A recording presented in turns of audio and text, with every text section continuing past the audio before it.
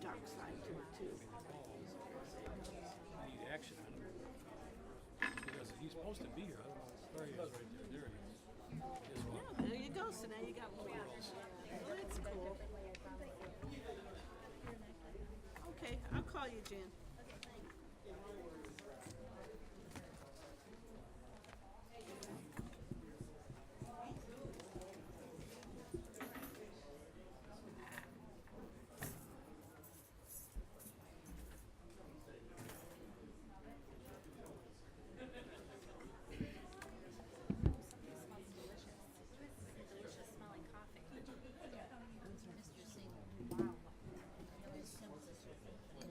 I think it's, I don't know if I got one. How's it going, Ed?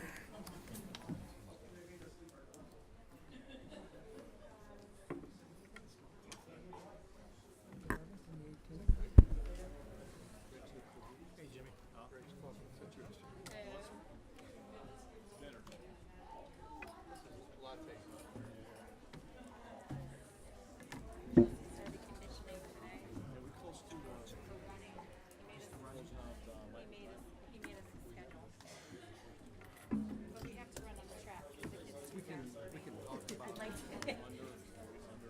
Today, he was gracious enough to stop. We would run like clear blocks and he would stop and go.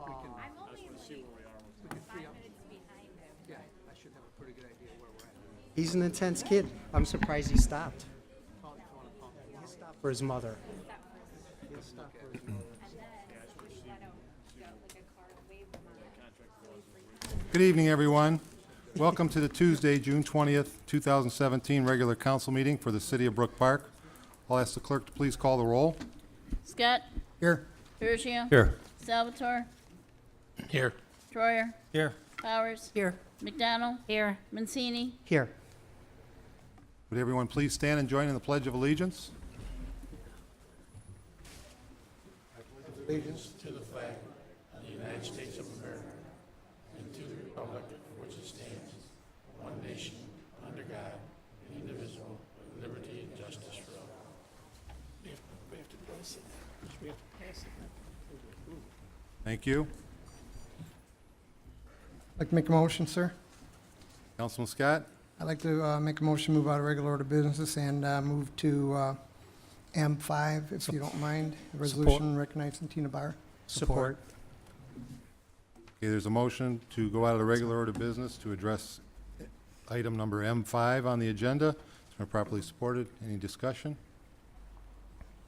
Seeing no discussion, we'll call the roll. Scott, Yes. Mancini, Yes. McDonald, Yes. Powers, Yes. Troyer, Yes. Salvatore, Yes. Bergio, Yes.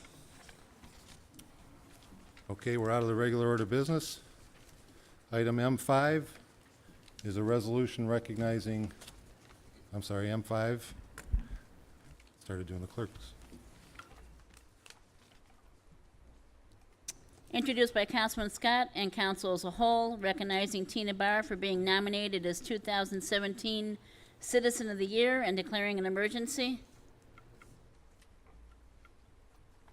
Move to suspend. Support. There's a motion to suspend. It's been properly supported.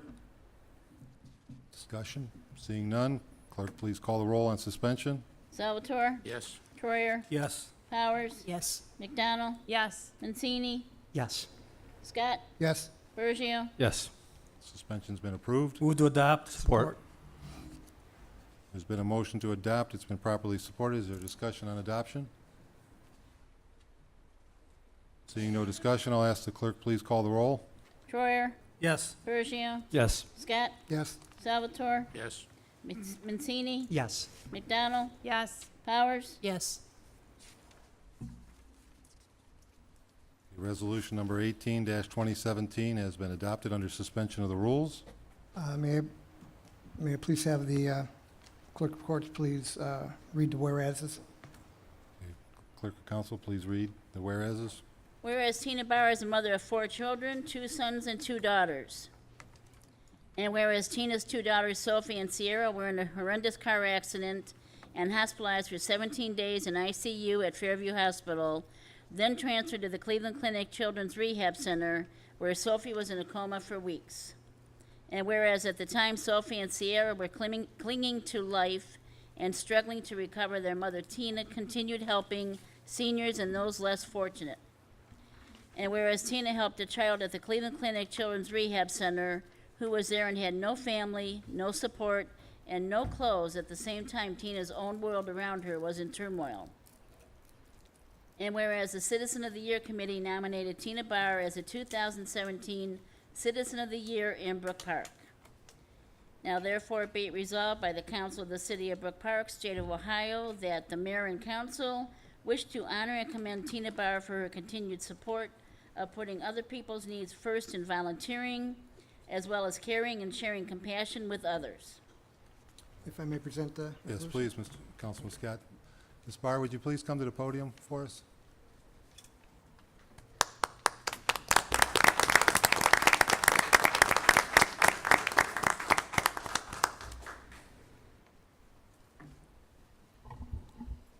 Here, stand right here. On behalf of the City of Brook Park, behalf of the Council of Brook Park, behalf of the Citizens of the Year Committee of Brook Park, and especially for the people of Brook Park, we would like to give you this resolution signifying you as the recipient of the 2017 Brook Park Citizen of the Year Committee. Citizen of the Year citizen. You've gone through turmoil, and you've continued to take care of your family and also other people.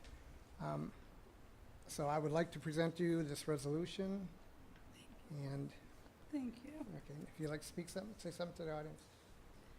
I just want to thank everybody for giving me this. And I want to thank the whole community for all your prayers and support during the time that my girls were in the comas, during the recovery. Just the whole neighborhood for all their help and support. And I just feel blessed. I feel God has been good, and I just have a good support system, and I appreciate everything. Thank you. You know,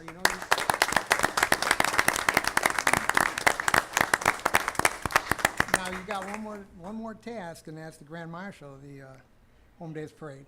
I think we might be out of town. Oh, you gotta let us know. Okay, it's debatable. Okay. We might go away, so. Okay. Well, thank but you. Thank you. Thank you again. Thank you. If I can do it, I'll do it, but.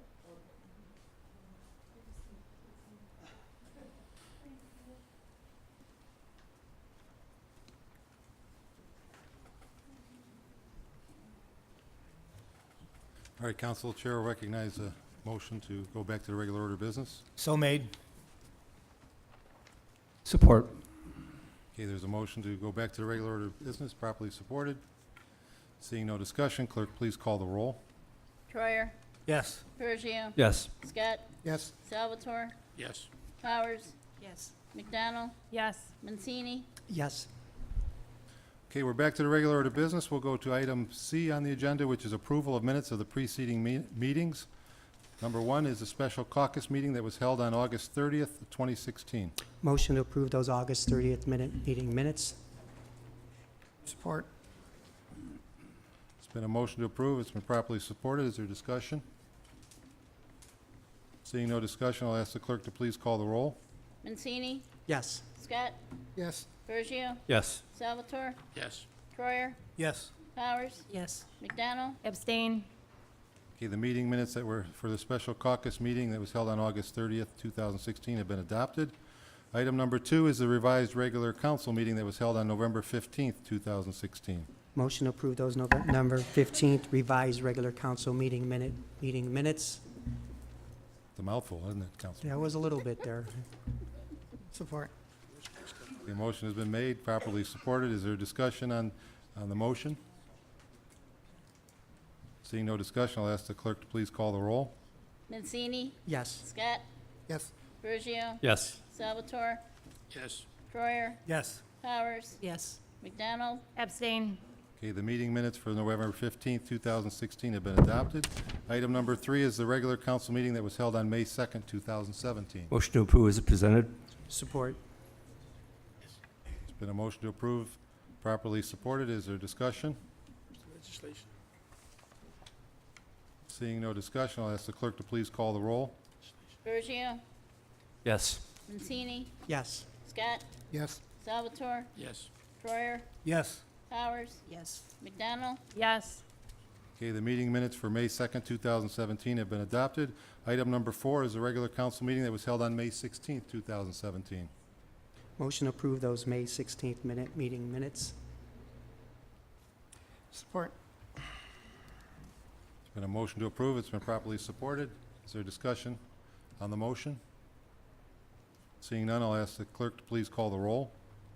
Mancini? Yes. Scott? Yes. Bergio? Yes. Salvatore? Yes. Troyer? Yes. Powers? Yes. McDonald? Yes. Okay, the meeting minutes for May 16th, 2017 have been adopted. That concludes the items under letter C. We'll move to letter D, which is reports of standing committees. We'll go aviation and environmental. We'll go to Councilwoman Powers. Thank you, Mr. Chairman. No report this evening. Just wanted to remind people, though, that watch out for those pesticides, okay? Thank you. Okay, thank you. We'll go to the Finance Committee. Councilwoman McDonald. Thank you, Council President. No report today. Thank you. We'll go to the Legislative Committee. Councilman Troyer. Thank you, Mr. Council President. Excuse me. Legislative Committee has all 5 items on tonight's agenda, and I'd like to draw your attention to under M, items 1, 2, 3, and 4. I spoke to the engineer, and based on the fact that these are important to get done, and that we're going to be on recess for 2 weeks, that it would behoove us to suspend on this tonight and get these passed, because there is a piece of property that is in the balance on this, as far as being developed. So, again, in speaking with everybody, I think that it'd be good to suspend on these 4 items tonight, 1, 2, 3, and 4 under M. And as usual, if anybody has anything in the legislative committee, please send me an email or give council clerk a call, and she can send me an email, and I'll get them pulled out for you on whatever meeting you want them pulled out on, whatever caucus meeting. That's the end of my report. Thank you. Thank you. We'll go to Parks and Recreation. Councilman Mancini. Thank you, Mr. Chairman. First off, I'd like to thank everybody for coming out tonight. We've got a nice little crowd out there. See a lot of good Ward 2 residents, and that's always a good sign. Nice summer day. On that, I think Tina's left the building. I did coach one of her daughters, and well, I know parent would definitely looks to go through something like that. Me not having children, I wouldn't want to see any of the kids from our city going through that, and Tina handled that with class, a lot of strength, and was a good example for all. The first thing we have is baseball's in full swing, obviously on the right up again. You've probably seen it going on. Actually, in about another 2 minutes, my girls' team will be playing out in Middleburg. One of my girls' teams will be playing out in Middleburg. Hope they get their second win. But we're hitting past that halfway point a little bit, if you could believe it already. So season's going, so if you want to get out and see the kids, get up there and see them. The water park's open. It's 70 degrees and warmer is when it'll be open. There's a new program for our senior citizens. It's from 11 to 12 daily. So if you want to go up and take a little dip up there, that'd be great. We'd love to have you. We want to see that park full over there. 11 to 11:30 is the aqua size. 11:30 to 12 is the water walking. It's beautiful. Public swim, 12 to 7. Water park's open Monday through Sunday. The Little Princesses practices have started. Actually, I believe they were up there today. Seen a bunch of little cute ones walking in there. So applications still being accepted from Junior Miss Brook Park and Miss Brook Park. Youth football cheerleading signups, they're underway also. Got a little bit to go before that season starts, but the signups are only till the end of the month. The Youth Talent Show tryouts for our Home Day celebration are Wednesday, June 21st, Monday, June 22nd, Wednesday, June 28th, from 4 to 6:30. So, you know, any kids or grandkids that have any little special talent, get them up there. You never know. It's an exciting thing to do, and get out and spread your talent. You never know who's in that audience, right? And the Home Days is July 7th, the 8th, and the 9th. And there's a lot of things planned. We got a great weekend planned, and hope everybody participates, and we hope to see everybody there. And on a final note, Mr. Chairman, I do have a piece for the month of July. It's Shop in Brook Park Month. And I think it's very important that we, for the month of July, not only then, but always patronize all our great businesses that are here in Brook Park. We need them, they need us. That's how other businesses come here, when they see our businesses thriving. And we got a lot of great owners of businesses too. And so it'd be a great thing in the month of July, you get up there and do some shopping all over in Brook Park. So that's all I have, Mr. Chairman. Thank you.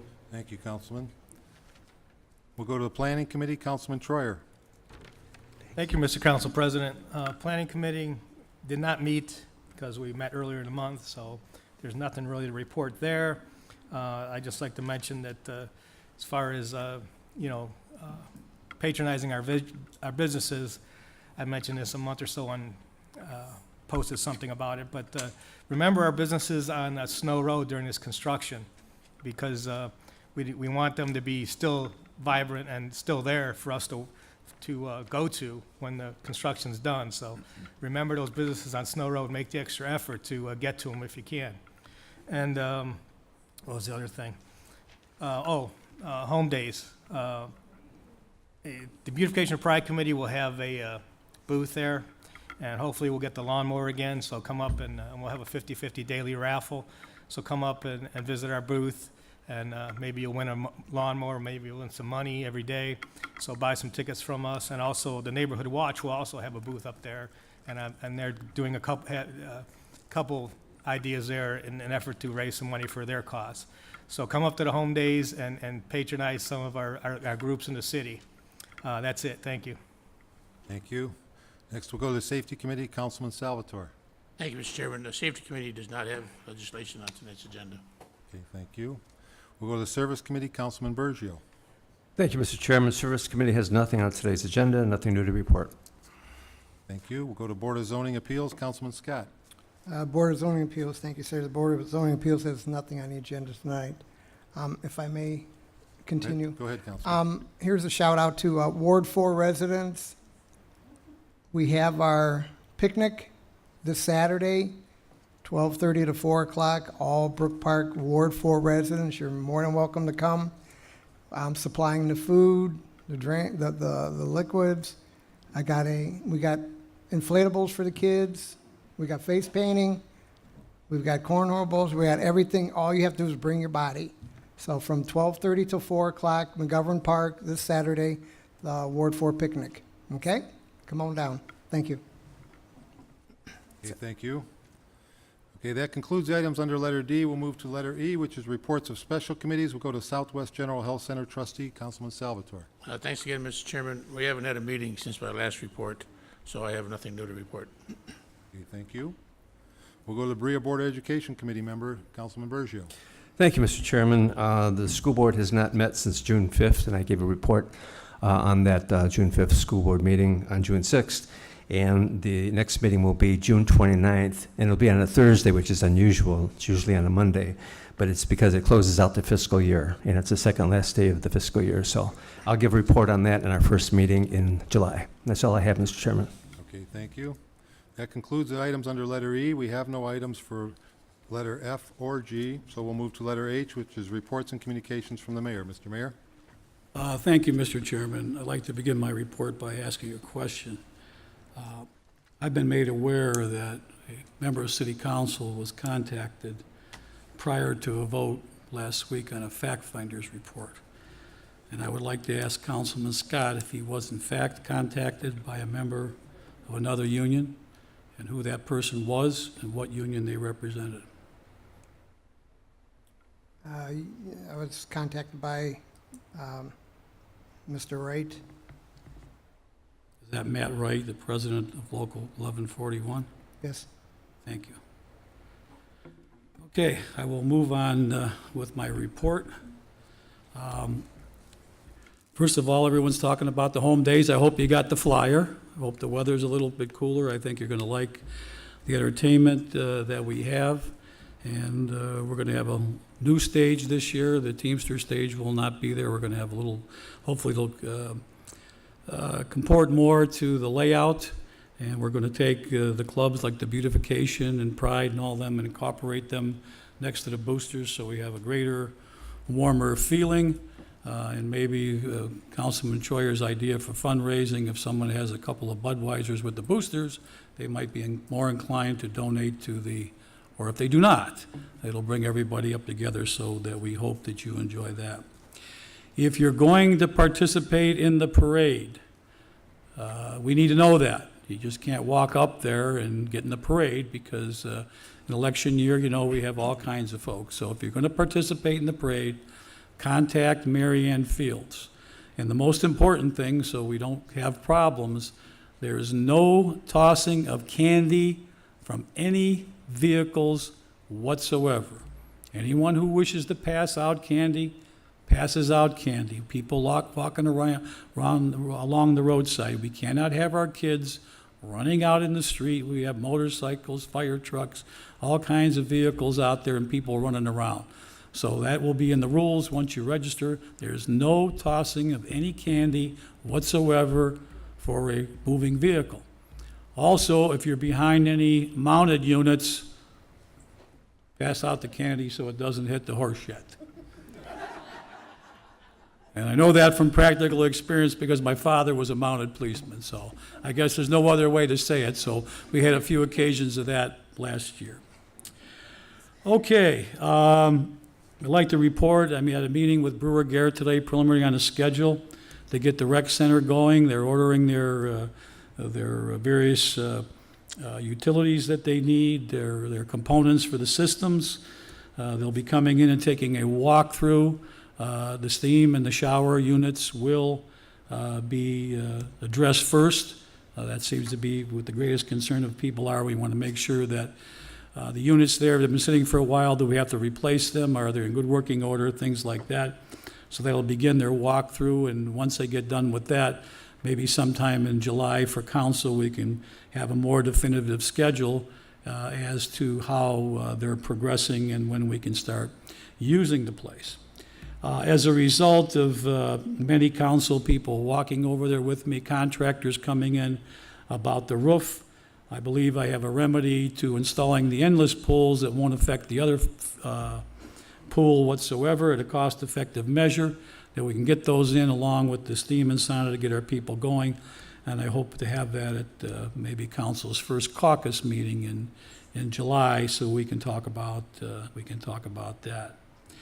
I also had some folks out to examine so that we have the roof structure at the rec, which is getting worse. And we all talk about it until we address that $1 million problem in the sky. We're not going to be able to do anything else. But I also hope to have in September a public hearing at the rec center so we can discuss the aquatic needs of our city and what that will entail if we want to go forward doing that. So I believe that we can take the issue of the endless pools, which are not meant to replace any way, shape, or form the pools that we have in the present time. They are meant to provide our users of the rec another form of exercise, just like any other exercise machine.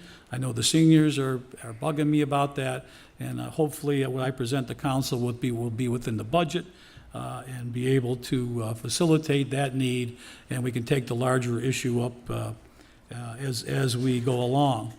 Last week, I provided the council a view of the plan of the Lakewood City Council and auditorium in Lakewood, Ohio, relative to the audiovisual needs of the city council meetings. Those of you who come here, you can see we're about 1950 highway patrol presentation capabilities, which is quite embarrassing for us and quite aggravating to citizens who come and want to view a public presentation when we throw an old slide projector like we used to have at St. Mary's School in Berea in 1959.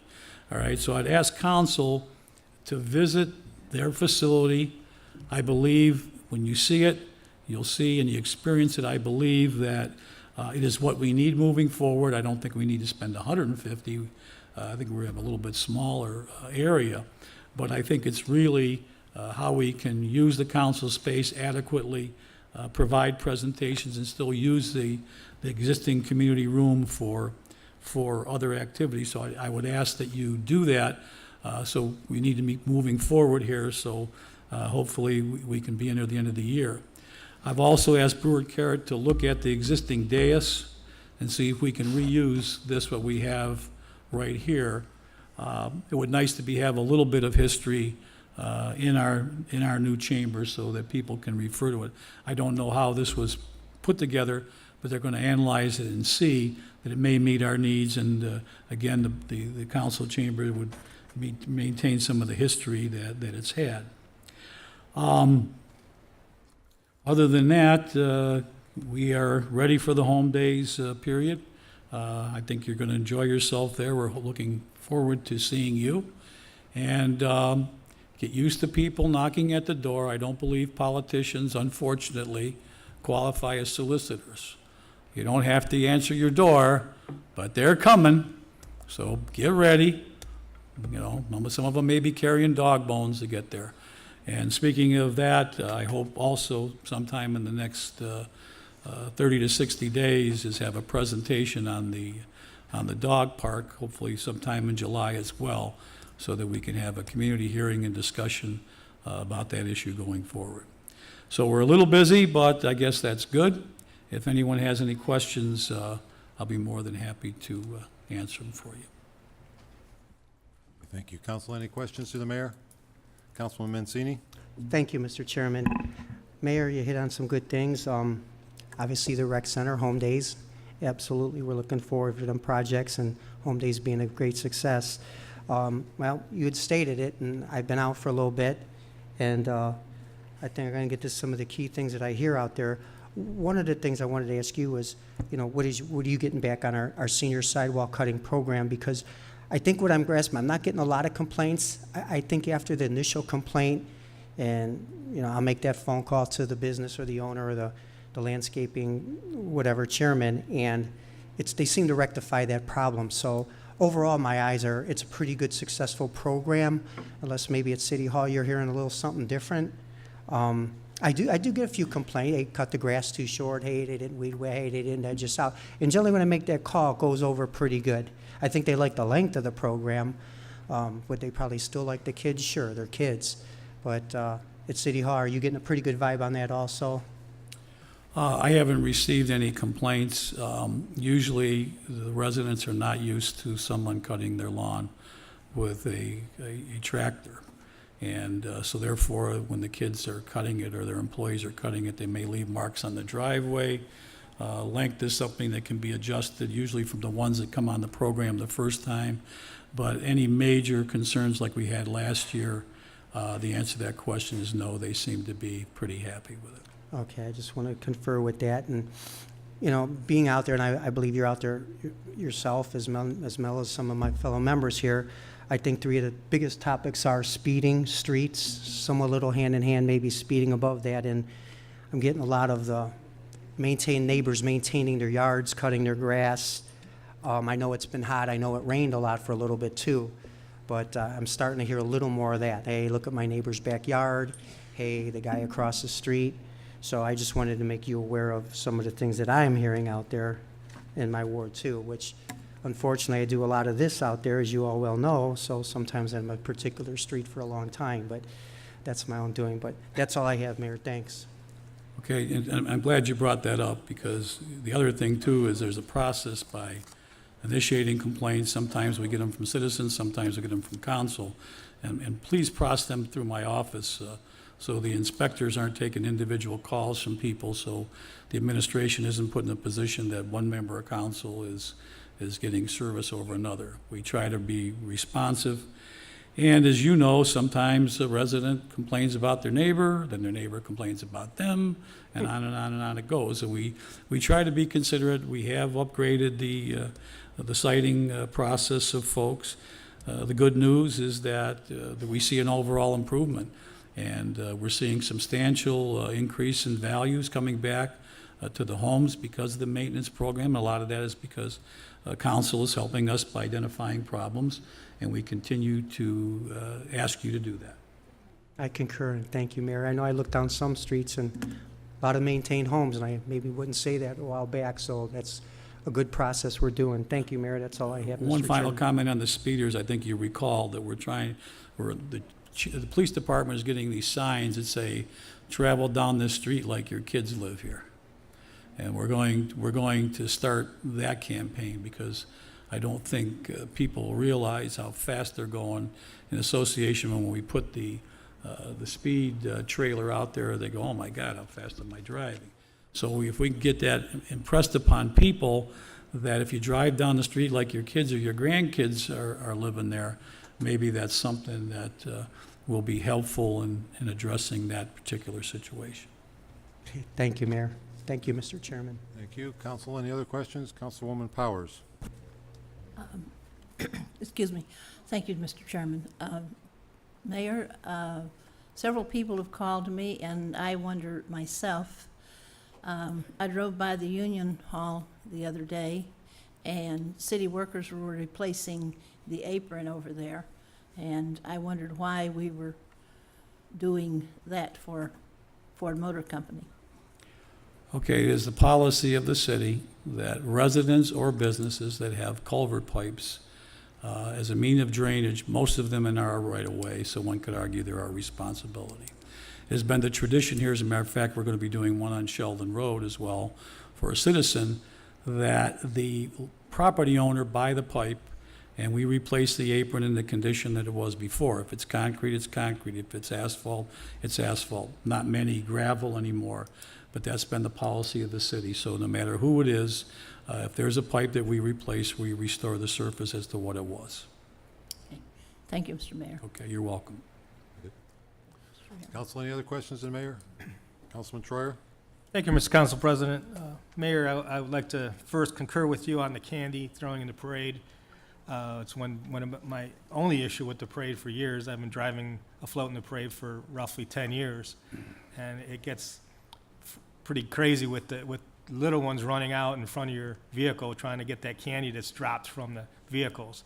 And I always like to point out to people that they're small enough where your side view mirror blocks them from your sight. So it's really important not to throw the candy from vehicles. And I just wanted to ask you about, you mentioned we should visit the facility, and I know we are going forward with this and the new council chambers, and we do need to update it, but do you have any other facilities that we can visit besides just the one? The reason, I'm sure there's others, you can go probably to Solon, you can go to Middleburg Heights. What intrigued me is that Lakewoods reflects exactly what we've all been talking about, the tablets and the other visuals. It's perfectly planned. There is one company in Brook Park that does it. There's one in Berea. And it also was intriguing to me that they're under the state purchasing program. So you can go and look at other ones, but I think you would agree if you go to Lakewood, one of the concerns I had is how we're going to deal with the directors down there and still maintain. The dais isn't a problem because it'll be on the stage of the existing community room, so it won't affect the other use. Is how we're going to deal with the directors on the floor and still have their ability to be seen on the live box cast. And Lakewood addressed that issue, I thought, very, very well. The other thing is you can see the angles of these cameras on box casts are not the best. Whereas in Lakewood's thing, they literally have addressed, I think, most of the problems we would incur, so why reinvent the wheel? So that's the one I would recommend to council, some form of that. I'm sure other cities have it, but they were the most recent that I saw, and I thought we could steal some of the pains that they went through in getting it done. And I think what's really neat is the tablets for folks up here to save the paper and have the information, the control that the council clerk would have, and the ability for folks to see things, and presenters come right to the podium and plug their things in and be able to do it. So I'm sure there's other councilmen that you could look at. I just believe in our experience of looking at it, this probably provides everything we want. I was also impressed, as I showed you, the utility closet where the housing goes for the units, and literally it'll fit right in the existing one we have at the stage right now, so there wouldn't be a lot of remodeling that'd have to be done to facilitate it and still give us the multi-use that we need. I'd also like to see how they operate as an auditorium. For instance, if our seniors would have something, how those screens would work in entertainment as well, or, or our community meetings that we've had. So, again, there may be others, you're in the councilman's organization, maybe they're aware, but I thought Lakewood really was the best that I saw, and the most modern. Okay, and has there been any progress in that backyard flooding issue over there that we spoke about? We haven't had the opportunity to go there, but we will, and advise and do what we can. I think that we have to look at the budget next year, as you and I talked, and, community development issues, the HMAP program is one, you can see that's been successful. Maybe backyard drainage is another. As you know, this town was built subdivision by subdivision that didn't provide for backyard drainage. So rather than the city get involved on private property, I believe that we can provide an assistance program similar to the sidewalk program to say, okay, we've gone in and we provide an engineering analysis for that. What is the remedy to the problem? How much does it cost? And maybe we go on a 50-50 basis to do that. There seems to be more of a need and an interest to that than there is eliminating the cross connections. So maybe that's something we should add next year. Well, I was thinking more along lines with a more immediate issue because it appears there might be a public right of way or that the city had done Well, drainage Tom, back we there. will look at it. As I recall, there was a swale back there, as I told you. I can remember, because there was a right-of-way, I think, behind Brender's house back there, because we used to cut it. But we're going to have to go there, and I'll have Ed review that and see what the issue is. Okay, thank you. Okay. Okay, council, any other questions to the mayor? Okay, seeing none, we'll move the agenda. We'll move to letter I, which is reports and communications from departments, commissions, and other public officials. We'll go to the city engineer, Mr. Piatek. Thank you, Mr. Chairman. I got quite a few projects to update everyone on this evening. Start out with the 2016 sidewalk repair program. Concrete work is complete on that project, so we still have some landscaping and some punch list items to finish up, but the majority or all the concrete work is wrapped up, and we're finishing out the rest of it. Fry Road reconstruction project, pavement removal operations are set to begin tomorrow on the remaining section of work, which would be the northbound lanes from Cynthia to Snow. That section right now is tentatively scheduled to be poured a week from today, Tuesday, the June 27th, after which the aprons and under drain will be completed, and then the landscaping. So we're beginning to wind down on Fry Road. Brookdale Avenue reconstruction waterline project. I think there's a couple sidewalk blocks that still need to be poured over there, maybe a couple miscellaneous little areas to work on, but for the majority, the main line work is done, the apron work is done. We're doing some landscaping, and hopefully we'll have that wrapped up by the end of this week. Snow Road resurfacing project. We're still working on phase one, which is Fry Road, basically Fry Road to West 130th. We're working in the outside lanes. I'm sure you're aware if you've been through there. We're working on catch basins, casting adjustments, and concrete repairs. Right now, the contractor is tentatively planning on putting the final surface course on that section and the permanent pavement markings the third to the end of July, the third week to the last week in July. So we still have a little bit of work to do over in that section. And of course, that's all weather permitting. Also, the concrete repairs down near State Route 237. Those concrete repairs continue in the outside lanes as well. The 2017 sidewalk repair program, Service Department sent letters out to the residents in that project, or in that program eligible in end of May. Those went out, and money is due back into the Service Department by end of July. Bowfin reconstruction, that's the section up at Fry. We opened bids on that project on June 7th. We had 4 bidders submit proposals. A&J Cement was the low bid, and that contract was approved at tonight's Board of Control meeting. Calvin Drive reconstruction. Bids were open on that project on June 13th. We had 5 proposals submitted on that one. Fabrizi was the low, and that contract also was approved at tonight's Board of Control. The last 2 projects in the roads program, with the exception of the crack seal, that's the Sylvia and Middlebrook projects. Those projects are currently out for bid, and their bids are scheduled to be open next week. So I'm seeing a lot of activity as far as contractors picking up plans on those projects.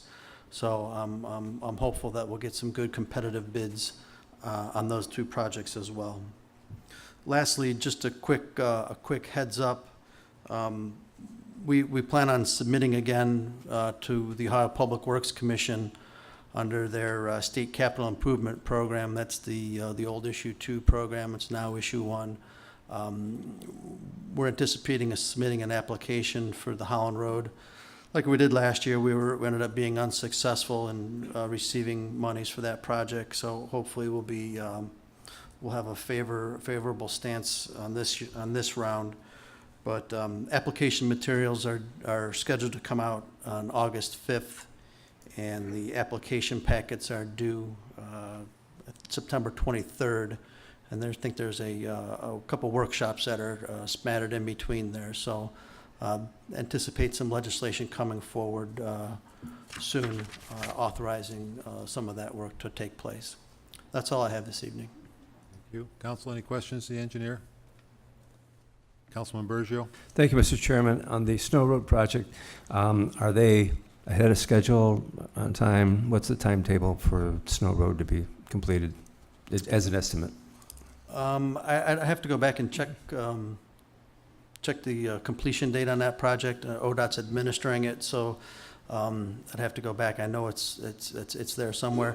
I'm going to say that they're probably on schedule. I don't know that they would be ahead of schedule, but again, we expanded the Phase 1 work. Initially, Phase 1 was Smith to 130th, and we've expanded that west. So, you know, the time frames are somewhat a little more trickier to check in on, but I would say that they're probably about on schedule. I can find out a little more detail and get back to you. What was that, the due date on that for completion? Was it October for Snow Road? I believe it was sometime in October. Again, it escapes me right now, and I could find out and get back to you. Also, you mentioned the Ohio Public Works. Is there any idea of possibly submitting a bid for resurfacing Smith Road in the future? Actually, there's some monies that's become available for doing some resurfacing on Smith Road from, I believe, from Snow Road to Elm. There's some money that we got repurposed from an old project. And right now, we're waiting to hear from ODOT on some of that schedule and how those funds are going to become available. So if that's the section that you're referring to, that there's definitely some plans in the work to do some of that work. I guess I'm referring to all of Smith Road. But I'm often asked the question, how come we didn't do it at the time we put the sewers? And I tell people that was a special submission, and those are separate entities. So we would have to do that at a different time to resurface it. And but I'm asked the question fairly often about that. So would be nice if we can get that done in the future too. I agree. Yeah. That's all I have, Mr. Chairman. Thank you. Council, any other questions, engineer? Councilman Mancini? Thank you for recognizing me, Mr. Chairman. I had a few things, if I'm not mistaken, real quick on that Smith Road job. Wasn't that basically granted for a sewer project? Not a paving, right? Originally. Yes. The initial application of Public Works was for a sewer project, and the pavement was somewhat ancillary to the sewer work. But yes, that's correct. It was a sewer project, not a paving project. And I concur with my colleague, Mr. Bergio. That would be great if we could get all of Smith Road would be great, but definitely wouldn't want to touch that until we get done with that Snow Road project. And on that, sometimes in the early morning, I'm on the west side of that, and later in the evenings, after walking or whatever I have to do, my travels take me to the east side of that Snow Road. they're doing a good job. That's a big project. You're absolutely right. A lot of sewer work, a lot of things going on over there. We wish that traffic wouldn't back up like it is, but fortunately, when you're talking about a main road like that and you're doing a major project like that, there's going to be some backups. And again, unfortunate, it's summer, you know, so it is what it is. But on that, you had stated on Fry Road that you kind of get, not really a date, but what are we looking at, maybe wrapping that up, or maybe like beginning of July maybe, or nah? I say Am I pushing it, or? I would say early July. I mean, I think we would have a substantial completion first week in July, which what I would consider substantial completion. The road basically would be open, aprons would be in. I mean, there'd be some landscaping and some, punch list stuff, but, to me, the big part is getting the people back into their driveways, because that's the real inconvenience for people when they have to park and walk to their homes. So, Oh, absolutely. I think maybe first, second week in July, we would have some type of substantial completion on that project. Okay, good to hear. And one more thing, if I could, any chatter, anything on that Sylvia Road project at all? As far as the project that's out to bid now? Yeah. Yeah, I mean, there's quite a few plan holders on it. So I think that's always encouraging that, there's contractors that are interested in, in doing the work. So, I would anticipate some competitive bidding on that project. Okay. Fabrizi been great on Fry Road. I mean, I got a few residents here tonight from Fry Road, but they've been great over there. I really don't hear much of it at all. And again, it's an inconvenience when there's no apron, but it's hard at the best of times on that. But, all right, I appreciate it, Ed. Thank you. Thank you, Mr. Chairman. Councilman Troyer?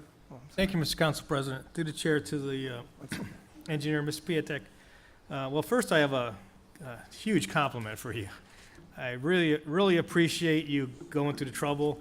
I don't know how much it was. I understand it's basically a computer program, but you still went to the trouble of doing it, of getting us this information highlighted for the additionals on the 921 and 922, highlighting the additions and redlining the stuff that's removed from the legislation. This is like a breath of fresh air, being able to read it and see exactly what's been changed and how it's been changed. So I really appreciate you doing that. Item 2 on Calvin Drive, you said it's past the border control tonight. Yes. Now, what's the process now? Do we have a completion date yet? Do we have any of that? There's no contract signed yet? Go ahead. Once it passes border control, then I can get the contracts executed. Once the contracts are executed, we can have a pre-construction meeting and issue a notice to proceed. So, now that it's past border control tonight, I will prepare the contracts for signatures tomorrow and even get those out, starting to get circulated tomorrow. So, my intent is to have Calvin Drive, pushing, start up here real quick. Okay, I appreciate it. And when you say pre-construction meeting, that's the government officials and the company doing the work officials. That's not residents yet, correct? Correct. Right, so there will be some kind of meeting with the residents? I guess that's something that we could talk about. The past few projects that we've done of this nature, we've prepared a letter and hand-delivered those to each of the residents with my number and, everybody's phone numbers on there, kind of laying out exactly, what to expect. And it seems like those have been pretty well received. I think Service Department has even posted some of that information on Facebook. But if there's a need for a resident meeting, I guess that's something that we can talk about. Okay, yeah. All right, thank you on that. And moving forward on the OPW on Holland, we're looking for some money from the state. I suggested a while back, have we looked into the bike lane thing, maybe from the feds or the state, whoever has that if we were to, they may finance a lot of the project if we were to add bike lanes. Have we looked into that as another way of getting money or more money or a lot of money, whatever? But have we looked into that? Because I just think we should look into that. So that's it. Thank you. Council, any other questions to Mr. Piatek? Mr. Scott? Yeah, thank you, Mr. Chair. Real quick to add, Brookdale, you said possibly the end of this week? We anticipate having the landscaping completed this week, end of this week, yes. Then we're probably about 3 weeks ahead of schedule. I believe we're ahead of schedule on that one, yes. I'd have Super, to check. super, so. super. Thank you. That's it. Okay, seeing no other questions, oh, I'm sorry, Councilman Troyer? I just have a quick comment. I meant to write this down, but I didn't. Mr. Piatek, on the, through the chair to you, I'm sure the contractor and your department would love it if, when the grass is planted on the tree lawns, that the residents would throw a little water on them once in a while on these hot days to help them out. Absolutely, anything, any assistance that the resident can provide would be of great value. And actually, we were out on Brookdale this morning looking at some things, and once the grass comes up to a certain height, it actually helps the grass come in as if the resident gets out there and mows it. And we were talking to a couple people that were out this morning out on Brookdale, and I guess they really weren't aware. So, once the grass gets a certain height, if we can get the residents to cut it, it'd be great. It helps choke out the weeds and promotes the, some of the better grasses to come in and take hold. So, yeah, any assistance that the residents can provide is greatly appreciated. All right, thank you. Just real quick. Councilman Scott, go ahead. Hey, Ed, you want to give me some of that information, and I'll walk down Brookdale and just pass it out and give it to all the residents so that they have an idea. Can you Sure. do that for me? Certainly. Appreciate it, bud. Thank you. That's it. Okay, seeing no other questions to the engineer, we'll go to the Service Director, Mr. Kayette. Thank you, Mr. Chairman. I have no report. Okay, Council, any questions to the Service Director? Councilman Mancini. Thank you again, Mr. Chairman. Lou, I got 2 compliments, one from the rec center for sending the guys over and waxing the slide that came from the rec center. They were very appreciative. Mr. Chairman, I'd like to interrupt the councilman. That was my idea. I polled the kids. Don't Lou, give I Louis the apologize. credit. And turning the power up on the water, that was me. I didn't know, Lou, I apologize. The mayor was taking a midnight swim over there and wanted to go down the slide, and, okay, I was missed out on another one. Okay, thank you, Mayor. Thank you. And I did hear from a lot of the residents who were over there also. They liked that, so make the summer all the better. And Lou, the other thing on Dolores, the guys, I got a call a little bit before the meeting tonight with the hot patch over there on Dolores. Good job. I know, like a share of our street, that's a roughed up street, and the guys did a really good job over there. And the guy that called usually isn't too much one to pass out compliments, but he's a great guy, and he'll tell you the way it is, and I appreciate that. So, and he did. He told me to give you one tonight, and the guys. One more thing, Lou, the hours down at the service garage, still going pretty strong with that. I was down there earlier today. Looks like it's going pretty well with the dumping of the yard waste and the rubbish. Yeah, the hours are the same, 7:30 to 7 o'clock in the evening, Monday through Friday, 8 to noon on Saturday. As far as the slide goes, that thing's gonna be so slick, Jim, you might find some kids on your front porch coming off the end of it. As far as the crews out there, hot patching and things like that, yes, it's been kind of brutal for them out there the last week and such with the 90-plus degree weather. They have done a great job for the city, for the residents, and I'd like to thank Councilman Salvatore last Friday. He appreciately sent some lunch down to the guys, and they appreciate it very much. Thank Okay. you, Rick. Well, thank you, Lou. And I noticed that trajectory of that slide would go right towards the mayor's office, so gotta be a little, they don't slide too far, so you might have company up there. So thank you, Lou. Okay. Okay, any other questions to the Service Director? Councilwoman Powers? Not a question, I just had a compliment. Louis, thank you for going out of your way to cut the grass over at 130th and Hummel by the railroad track. The residents over there were very concerned that they may be getting rodents and other creepy crawlies, so they were very happy for you to come out and cut the grass for them. Thank you. Thank you, Councilwoman. That area is the responsibility of the railroad. We can't really infringe too much on their property. They see us over there, and they're there in 10, 15 minutes saying, "Get out of here. This is our property. We don't want anybody get hit by a train or equipment or anything like that, getting on the tracks and causing any problems. So we try to do the best we can under the rules of the railroad. Is that it? Okay, thank you. Councilman Troyer? Thank you, Mr. Council President. Well, first I got a compliment, and then I have a question. Through the chair to the Service Director, Mr. Kayat, I want to thank your service department, because I timed them. Somebody really near to me got a tree cut down a while back, and I think I was remiss in the last meeting. I think it was a couple weeks ago. All told, it was right around the half hour to cut the lawn tree down and grind the stump. These guys really do know how to go out there and get the job done. So, and also I have a resident very dear to me that it seems to be having a problem with water during a storm, water back up through the sanitary in the basement. I was wondering if I can give you the address, and you guys can check into that and see if there's a cross connection, what's going on there. So that's it. If you want to address it, Mr. Yeah, thank you, Councilman. Yeah, the guys with the trees, since the shifts came back on days around St. Patrick's Day, we've taken down probably approximately 200 trees. And some small ones, some large ones where you needed a bucket truck and such. But,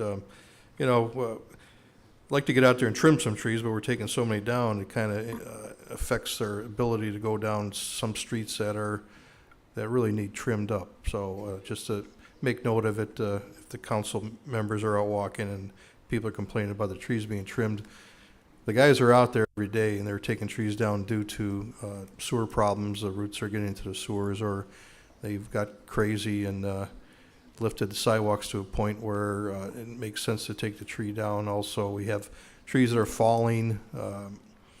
We had one that fell yesterday, split in two for some reason during that little bit of storm we had on Sunday. So it's just, if there's 8,000 trees in the city, I got two guys working on them. So we'll try to persevere, do the best we can. As far as you're asking about a house to check out for cross connection or whatever, just send a memo over. We'll get in touch with the people. Okay, and yeah, I mean, you guys, the trees don't have a chance against your guys if they need to be cut down. So that's it. Thanks. Any other questions, of Service Director? Seeing none, thank you, Mr. Kayat. Safety Director's not here, but if anyone has any questions, maybe the mayor on safety issues, mayor might address them. Okay, seeing no questions from council, we'll move to the Law Director, Mrs. Horvath. Thank you, Mr. Chairman. The city currently has 2 pending civil cases. First is a foreclosure. City is involved in that case due to the fact that there's a tax lien on the property. That particular case is still in the early stages, and the plaintiff is attempting to serve all parties. Second case is a case involving injunctive relief and the closing of a hotel on Snow Road.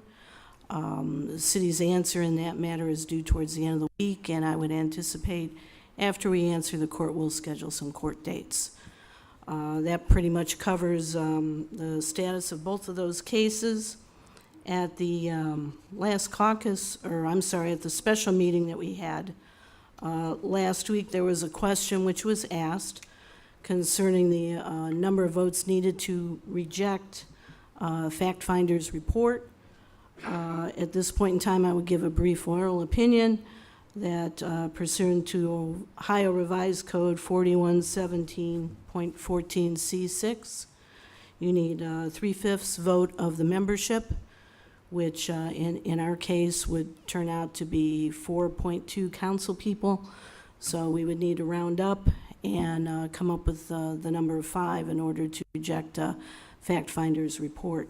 I will put that in writing to council, and I'll also cover some other ancillary issues that have arisen with regard to this matter as soon as I can. And other than that, I have nothing further to discuss. Okay, thank you. Council, any questions of the Law Director? Seeing no questions, we'll move to the Finance Director, Mr. Single.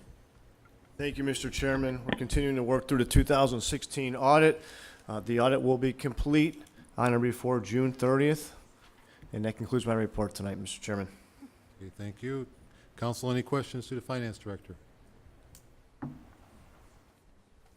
Okay, seeing no other questions, no questions of Finance Director, that concludes the items under letter I. We'll move to letter J, which is other communications and petitions and verbal approval and introduction of new legislation. We have an ordinance that's being introduced by Mayor Coyne that authorizes a consulting engineer to prepare plans and bid documents and for the mayor to advertise for bids and for a contract dealing with the administration parking lot project. We will place that in recreation. We have another ordinance that was introduced by Mayor Coyne authorizing the mayor to hire an inspector or inspectors for the administration parking lot project. We'll place that also in recreation. That's all I have, Jim. Those are the two items that we have from the clerk. Does anyone on council or the mayor have any additional legislation to be introduced tonight? Seeing nothing come forward, that concludes items under letter J. We'll move to letter K, which is miscellaneous business appointments, confirmations. We have no items there. And so we'll move to letter L, which is remarks from the audience on the ordinances and/or resolutions that pertain to items on the agenda. This would be the time if anyone in the audience wants to speak on items that are on the agenda, they would come to the podium and give their name and address. We have 4 items that are left on the agenda. They're under first reading. One is an ordinance that repeals Chapter 921, dealing with water runoff. And then we have the second one is another ordinance that enacts a new Chapter 921 dealing with water runoff. And then we have an ordinance that repeals Chapter 922 dealing with construction site soil erosion. And then we also have an ordinance then that enacts a new Chapter 922. Those are the 4 items that are on the agenda. So if anyone wants to come to the podium and speak on those 4 items, time would be to come to the podium now. Seeing no one coming forward, we'll move to letter M on the agenda, which is introduction of ordinances and resolutions on first reading. We'll move to item number 1, which is ordinance 10,087-2017. Introduced by Mayor Coyne, repealing Chapter 921 entitled Controlling Post-Construction Water Quality Runoff and declaring an emergency. Move to suspend. Support. There's been a motion to suspend, properly supported. Discussion on suspension. Seeing none, I'll ask the clerk, please call the roll. Troyer, Yes. Scott, Yes. Bergio, Yes. Salvatore, Yes. Powers, Yes. McDonald, Yes. Mancini, Yes. Suspension's been approved. Move to adopt. Support. It's been a motion to adopt. It's been properly supported. Is there discussion on adoption?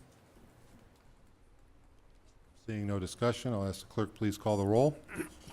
Mancini, Yes. Troyer, Yes. Powers, Yes. McDonald, Yes. Scott, Yes. Bergio, Yes. Salvatore, Yes. Ordinance number 10,087-2017 has been adopted under suspension of the rules. We'll move to item number 2, which is ordinance number 10,088-2017. introduced by Mayor Coyne, enacting Chapter 921 of the Brook Park Codified Ordinances entitled Controlling Post-Construction Water Quality Runoff and declaring an emergency. Move to suspend. Support. There's been a motion to suspend. It's been properly supported. Discussion on suspension. Seeing no discussion, I'll ask the clerk, please call the roll on suspension. Troyer, Yes. Bergio, Yes. Scott, Yes. Salvatore, Yes. Powers, Yes. McDonald, Yes. Mancini, Yes. Suspension's been approved. Move to adopt. Support. There's been a motion to adopt. It's been properly supported. Is there any discussion on adoption? Seeing no discussion, I'll ask the clerk to please call the roll on adoption. Troyer, Yes. Scott, Yes. Bergio, Yes. Salvatore, Yes. Powers, Yes. McDonald, Yes. Mancini, Yes. Ordinance number 10,088-2017 has been adopted under suspension of the rules. We'll move to item number 3, which is ordinance number 10,089-2017. introduced by Mayor Coyne, repealing Chapter 922 entitled Controlling Construction Site Soil Erosion Sediment and Other Wastes and Stormwater Runoff and declaring an emergency. Move to suspend. Support. There's been a motion to suspend, properly supported. Is there discussion on suspension? Seeing no discussion, I'll ask the clerk to please call the roll on suspension. Troyer, Yes. Mancini, Yes. McDonald, Yes. Powers, Yes. Salvatore, Yes. Bergio, Yes. Scott, Yes. Suspension's been approved. Move to adopt. Support. There's been a motion to adopt. It's been properly supported. Is there discussion on adoption? Seeing no discussion, I'll ask the clerk to please call the roll on adoption. Mancini, Yes. Troyer, Yes. Powers, Yes. McDonald, Yes. Scott, Yes. Bergio, Yes. Salvatore, Yes. Ordinance number 10,089-2017 has been adopted under suspension of the rules. We'll now move to item number 4, which is ordinance number 10,090-2017. introduced by Mayor Coyne, enacting Chapter 922 entitled Controlling Construction Site Soil Erosion Sediment and Other Waste and Stormwater Runoff, and declaring an emergency. Move to suspend. Support. There's been a motion to suspend. It's been properly supported. Is there discussion on suspension? Seeing no discussion, I'll ask the clerk to please call the roll on suspension. Mancini, Yes. McDonald, Yes. Powers, Yes. Troyer, Yes. Salvatore, Yes. Bergio, Yes. Scott, Yes. Suspension's been approved. Move to adopt. Support. There's been a motion to adopt. It's been properly supported. Is there any discussion on adoption? Seeing no discussion, I'll ask the clerk to please call the roll on adoption. Troyer, Yes. Scott, Yes. Bergio, Yes. Salvatore, Yes. Powers, Yes. McDonald, Yes. Mancini, Yes. Ordinance number 10,090-2017 has been adopted under suspension of the rules. Earlier, we already took care of item number 5, so that concludes the items under letter M. We have no items on the agenda for second reading under letter N, or no items under letter O for third reading. So we will move to letter P on the agenda, which is remarks from the audience on any subject matter.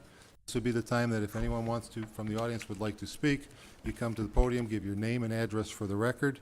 We ask that you address council after introducing yourself, and that you at all times conduct yourselves in a manner not using any offensive or threatening language, and that you comply. And the only other thing I would like to point out is if you are called to a point of order, we would ask that you stop talking until you hear from me about the point of order, and then you will be allowed to continue. So we will now go to the podium once I turn the power on. Thank you. Hello, my name is Joe Markusik. I live at 13911 Bellbrook Drive. I'm really, really impressed with the way that the Snow Road construction is going. I think they're doing an awesome job. What I do want to know is, I noticed that last year, I noticed that the sewers were caving. I was wondering, now that I noticed that they're rebuilding them up, are we paying for them to readjust the sewers at the overpass where the railroad crossing is? Are they adding that into the bill that the city has to pay? Or are they reconstructing them and putting them in the way that they're supposed to be so that they don't sink in? I know that they put the asphalt in there to build that area where the concrete sunk. I know that they put that in there to make it level with the road. But I was just wondering if, now that they're redoing all of those sewers there, if that's an added cost in with the Snow Road repair, or if they're just fixing it the way they should have had it done the first time. Thank you.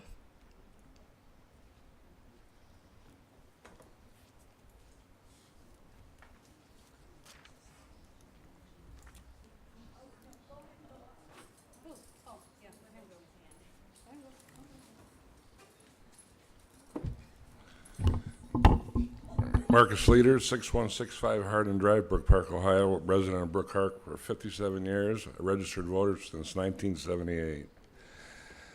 This is in regards of a notice I received from the animal control warden on behalf of my dogs.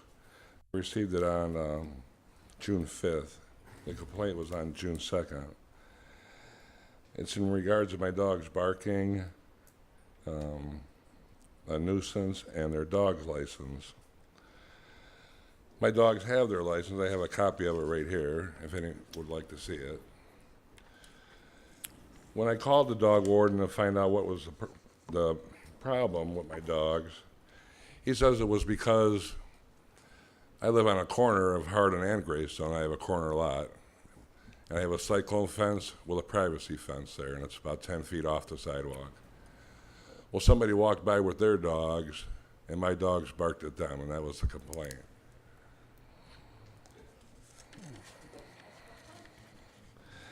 So later in the week, I heard back, well, I heard when he called me back on the 8th, and he sent me this paperwork for my dogs. And basically what it's saying is that I have vicious dogs. So I think by sending this paperwork in, I would be admitting that I have vicious dogs when nobody from the city has even came out to see my dogs.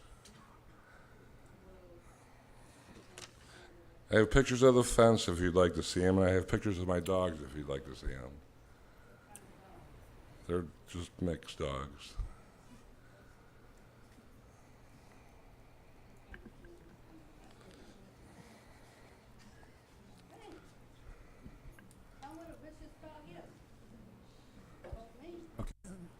Waiting for the answer. I mean, Mr. Leader, the way we do this, Mr. Leader, is you make your comments, we'll go through all the members, and then afterwards, Okay. You may get answered.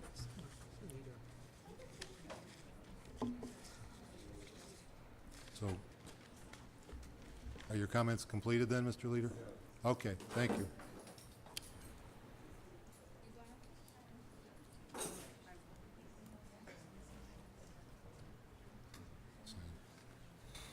Liz Sayers, 23065 Cedar Point Road. I want to thank everybody for helping me with my petitions, which I was the only one that was out there getting them. But I appreciate that I had a little bit of people supporting me.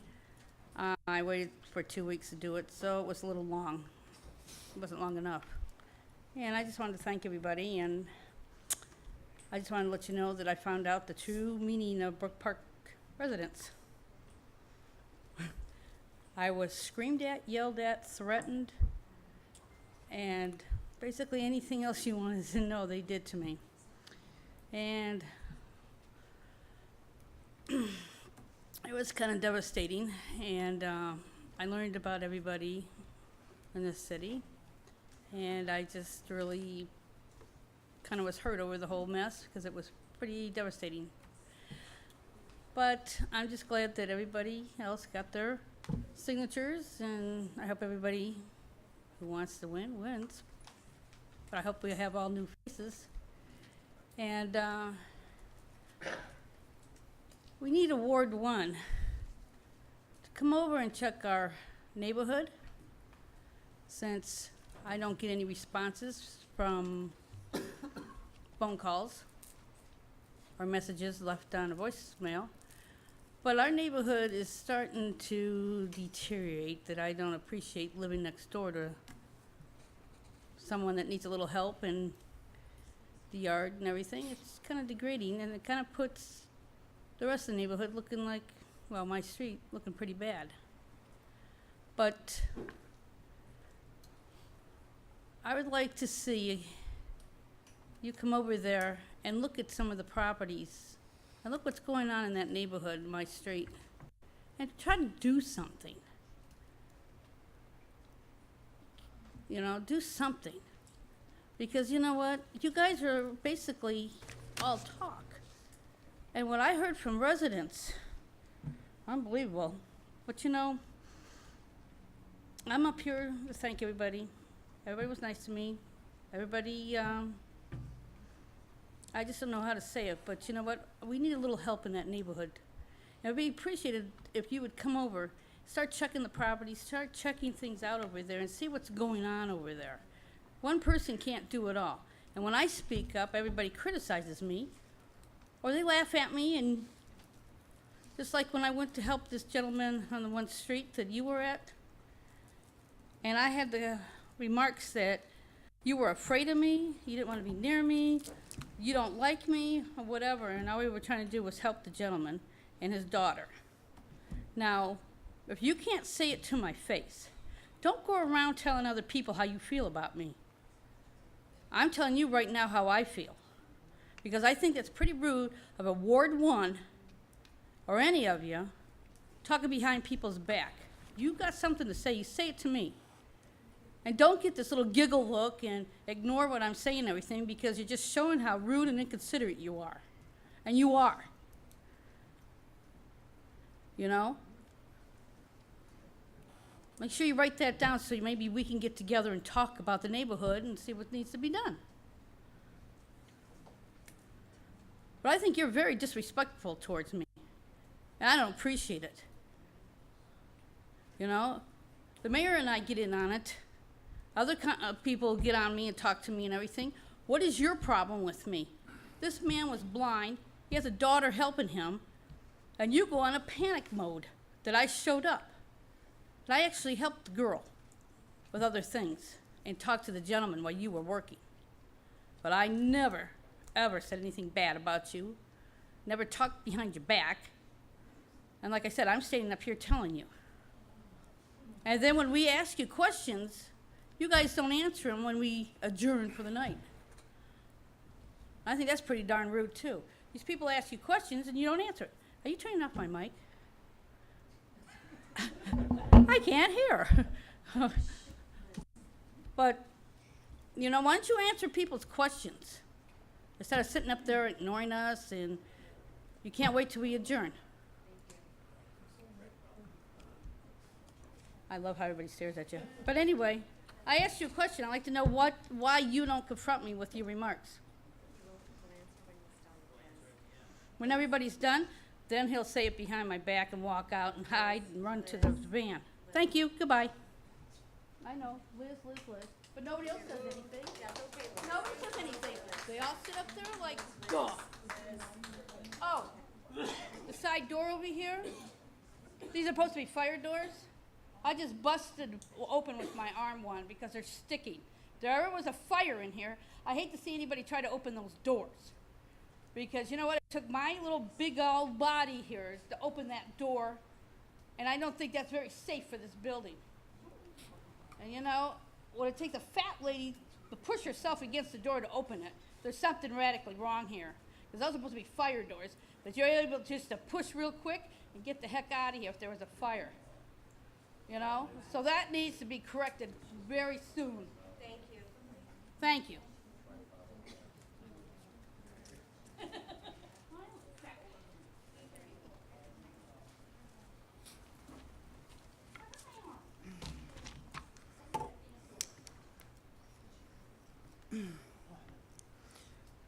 Susan Anderson, 5700 Grayland, Brook Park, Ohio.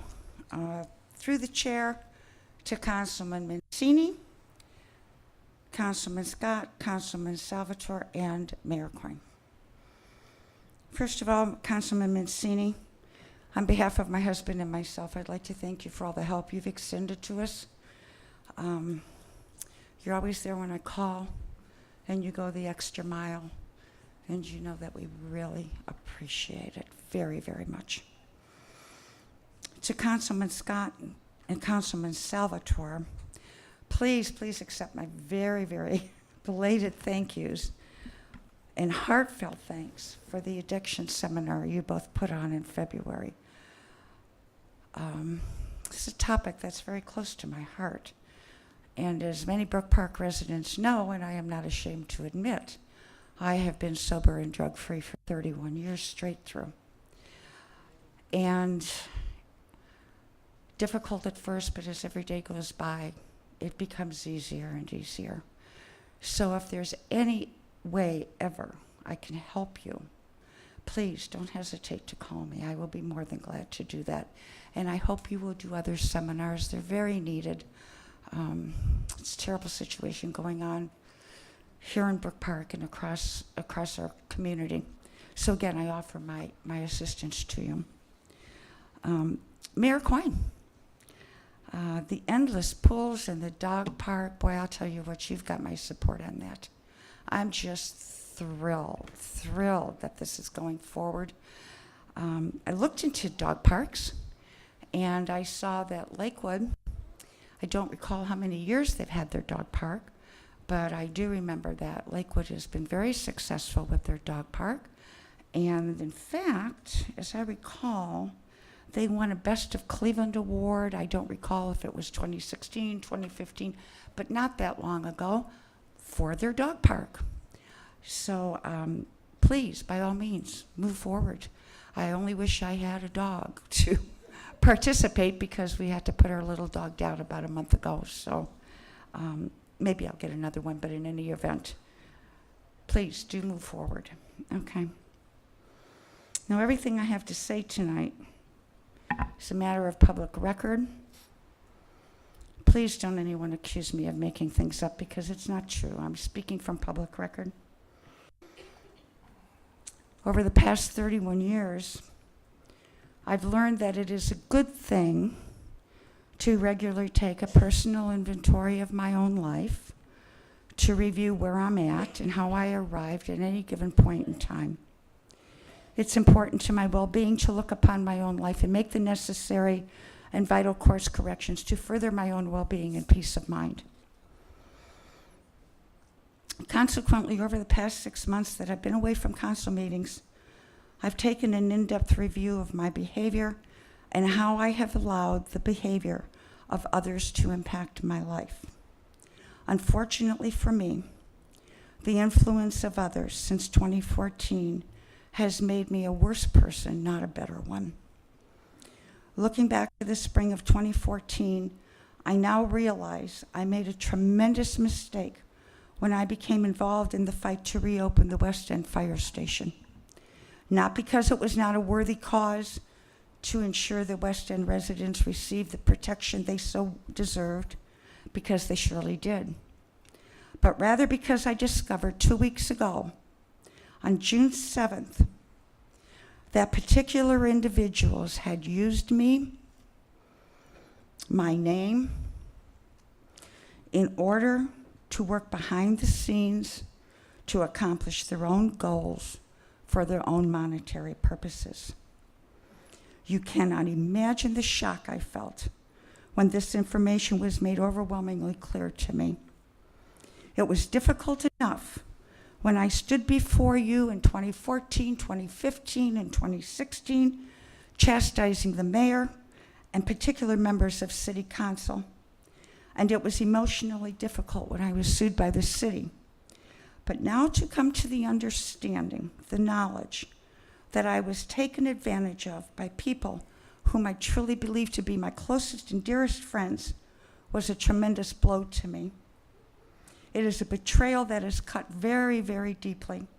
And in due time I will forgive, but I can assure you I will never forget, and I will never allow anyone to ever use me like that again. So to those whom I may have offended by word or deed over the course of the fire station battle, all I can do is humbly offer my sincerest apologies. My actions were deplorable towards you, and I am deeply ashamed. Had I known then what I know now, rest assured that I never would have behaved in the manner I did. Fortunately, on February 7th of this year, the relationship that contributed to my bad behavior was severed and pulled up by the roots, so there will never be a repeat performance by me. Looking back to the election season of 2015, Council President Astorino promised the residents of Brook Park a new day, a new page, transparency in government, and unity in our community. As many residents know, I was one of his biggest and strongest supporters, as well as strongly supporting Councilwoman Powers and Councilman Troyer. I truly believed in each of them and believed that they would indeed work with other council members and the administration to bring government transparency and unity to our community. However, what I have witnessed since January of 2016 has been anything but unity and transparency. For example, number one, the mocking and scorning of political opponents, the vicious identity-based politics, the almost weekly gatherings of a cabal of individuals, including specific council members, at the home of the council president. While these private meetings may not violate the Ohio Sunshine Laws, they certainly are not transparent, and they give the appearance of impropriety. I believe the attending council members are being controlled and manipulated to bring forth particular ideas and legislation the council president once promoted, as well as to vote in line with his wishes, regardless of whether these ideas, legislation, and votes are in the best interests of the entire city. At a recent council meeting, Councilman Troyer began to discuss a particular topic, and Councilman Scott asked him, "Did someone write that for you?" To which Mr. Troyer answered, "Yes." I closed my case. I also believe this conduct is being driven by some deep-seated character flaws to control the city. This dire need to control has even been extended as far as to the Beautification and Pride Committee, the least offensive committee in the entire city. Number two, the rebranding of political arguments, changing the focus from good versus bad public policy to good versus evil people bringing forth public policy. Sadly, the majority of voters don't understand these are two very different things. Consequently, the voters are led to believe that one side is comprised of good people presenting good ideas, while the other side is comprised of evil people presenting evil ideas. Number three, the ad hominem attacks, to depersonalize and dehumanize by any and all means necessary. When you can't argue in the arena of ideas, then go on Facebook and attack an individual's name, family, employment, reputation, etc. Do whatever it takes to win by reducing your political opponents to something less than human. For example, I was recently furnished, because I don't go on Facebook anymore, haven't been on for probably a year.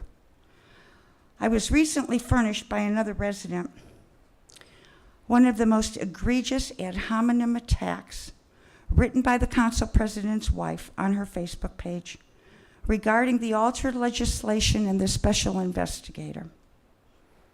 Rather than dealing with the known facts, and in spite of the clearly written sheriff's report, which I have a copy of right here, and I have read it thoroughly, and I went back and read it again. People were attacked and besmirched, and the reputations of the law director and the special investigator were attacked with preposterous claims. Comments even went so far as to question whether there had been, quote, immoral acts of judgment, maybe moral turpitude. Outrageous. Outrageous. While I could very easily refute each and every point made in this Facebook posting, I'll leave that to another day and time. However, I'm compelled to say the following to everyone. Last week, our country woke up to discover that there was an assassination attempt on the Republican members of the House of Representatives. Unfortunately and sadly, Representative Scalise of Louisiana was shot and gravely injured and left fighting for his very life. As more and more information about the attempted assassin was made known, the public became aware that this man was unstable and a deeply troubled individual. Apparently, he had immersed himself in anti-Republican rhetoric and decided to act upon what he believed. Because of his hate and his rage, which consumed him, he acquired legal weapons and drove from Illinois to Washington, D.C. to carry out his attempt to murder as many Republican lawmakers as he could. It is only by the grace of God that he was not successful. The reason I'm mentioning this is because there are unstable people across our country who have access to Facebook pages and other types of social media. There is simply no way to know who is reading what is being written online. There is no way to know if there is an unstable individual who might read the posting of a Brook Park resident and think to himself, I would be doing this person a favor if I harm the political opponents.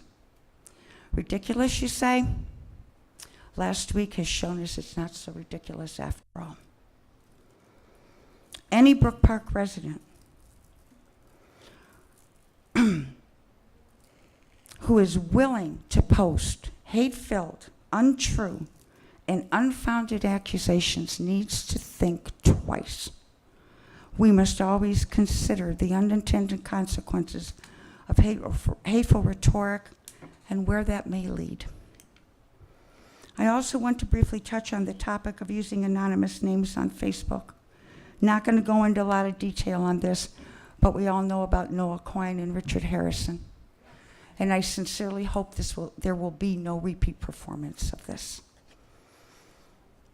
Number 4, the use of any means necessary, intimidation, bullying tactics to stop free speech. I'm a big proponent of free speech. I'd be the first one in line. We saw this at council meetings when the council president turned off the law director's microphone, as well as the mayor's microphone. I've had my differences with the mayor, but one thing about Tom Coyne, he won't turn your microphone off. If he's got something to say to you, he'll say it to your face. He'll let you talk, and then he'll come say it to your face. We saw this again when the council president demanded that video camera be turned off so that the council meeting could no longer be broadcast online. This is outrageous behavior, and to me it borders on a dictatorial, non-transparent style of government. As for unity in our community, that went out the window a long time ago.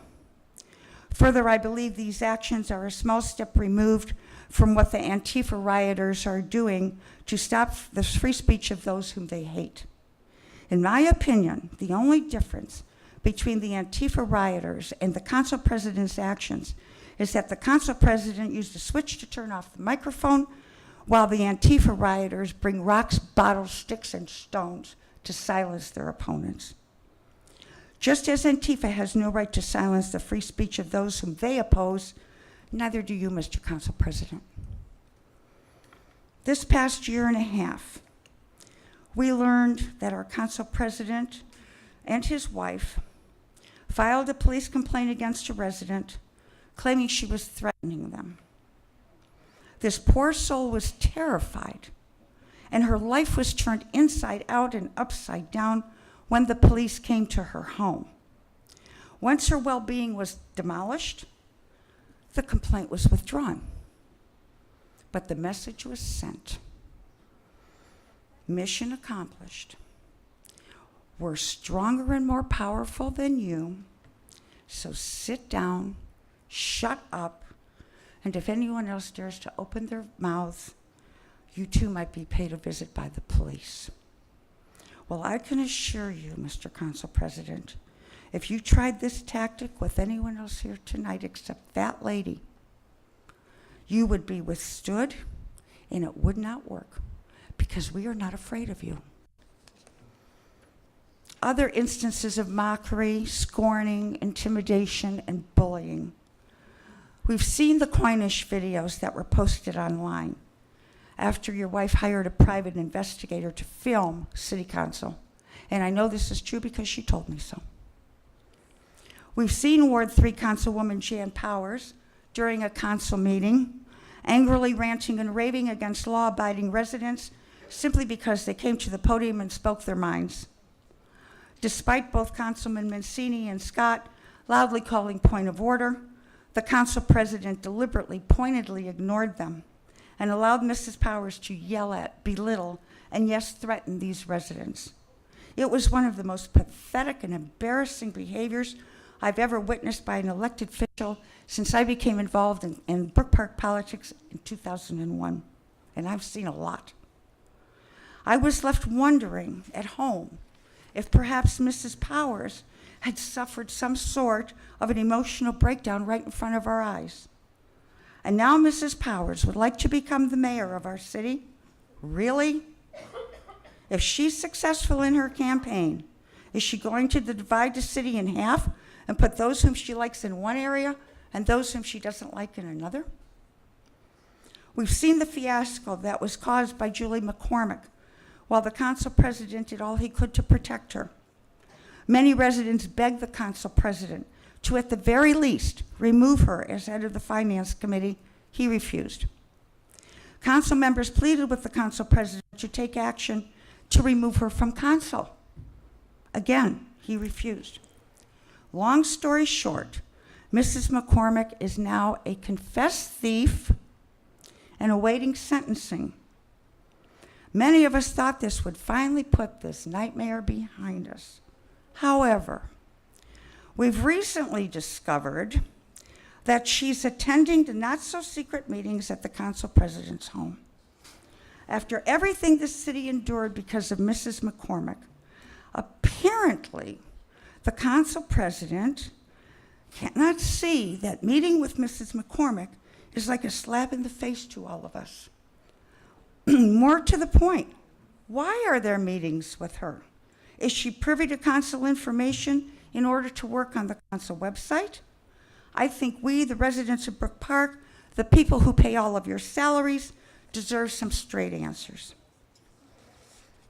We've seen Ward 1 Councilman Tom Troyer with his spy glasses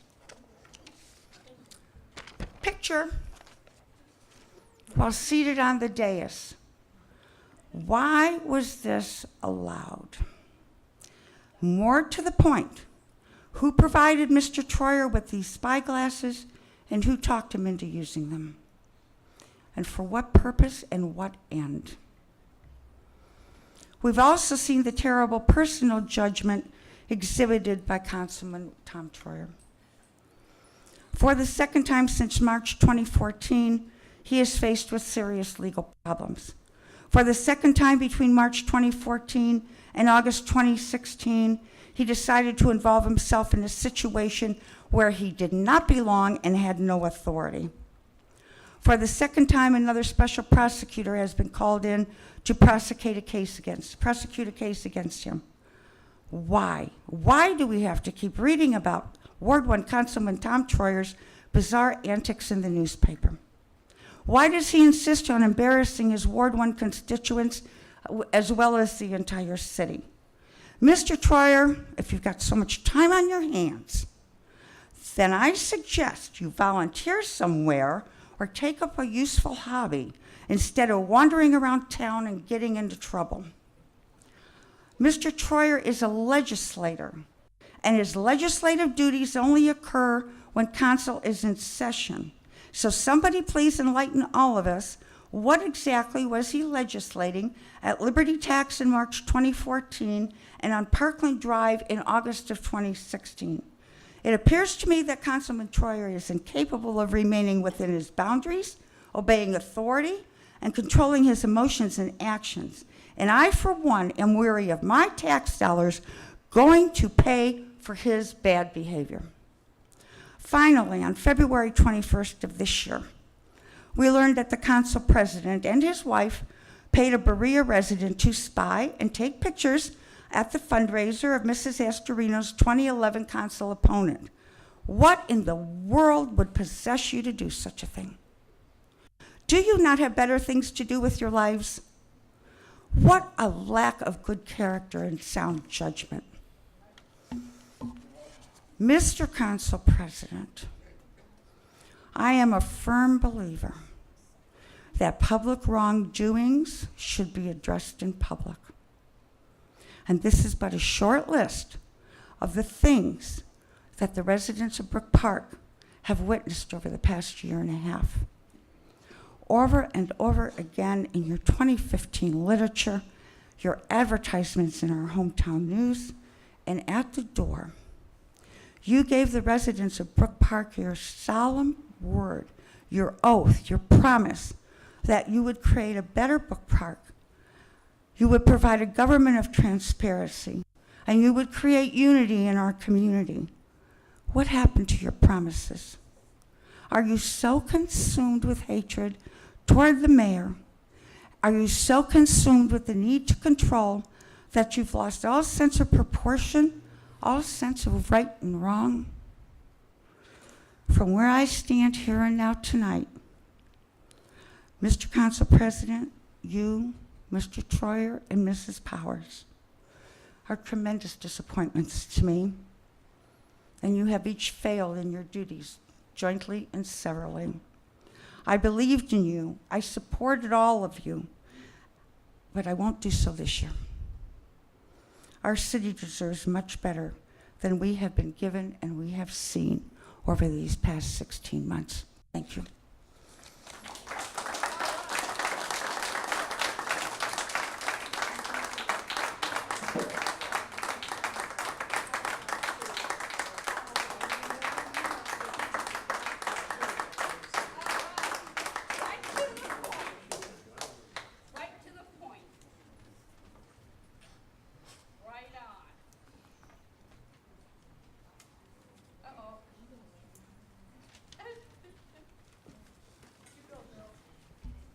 Good evening.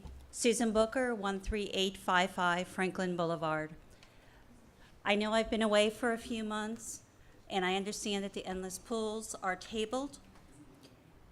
Please work with the Recreation Commission in investigating this. It's a baby step into opening the large pool down the road. Financially, Mr. Troyer, financially, right now, with the general reserves in our rainy day account, it is appropriate. It is better than spending healthcare dollars going out into the world and looking for these endless pools.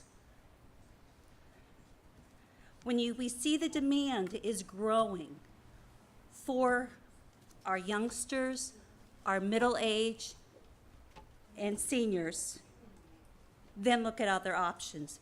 But right now, endless pools are needed for the beginning.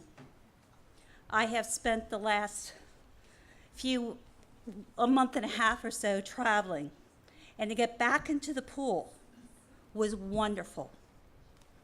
I need it today. I don't want to go to Middleburg. I don't want to go to Strongsville.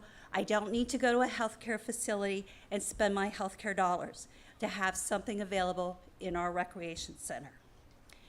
And moving forward on that, Mary Ann Colesol has been publicly, verbally assaulted on social media. Back in the day when I was growing up here in Brook Park, Mr. and Mrs. Dittmar were in operations at the Recreation Center.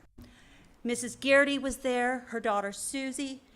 I got to know those women because it was a place for me to go.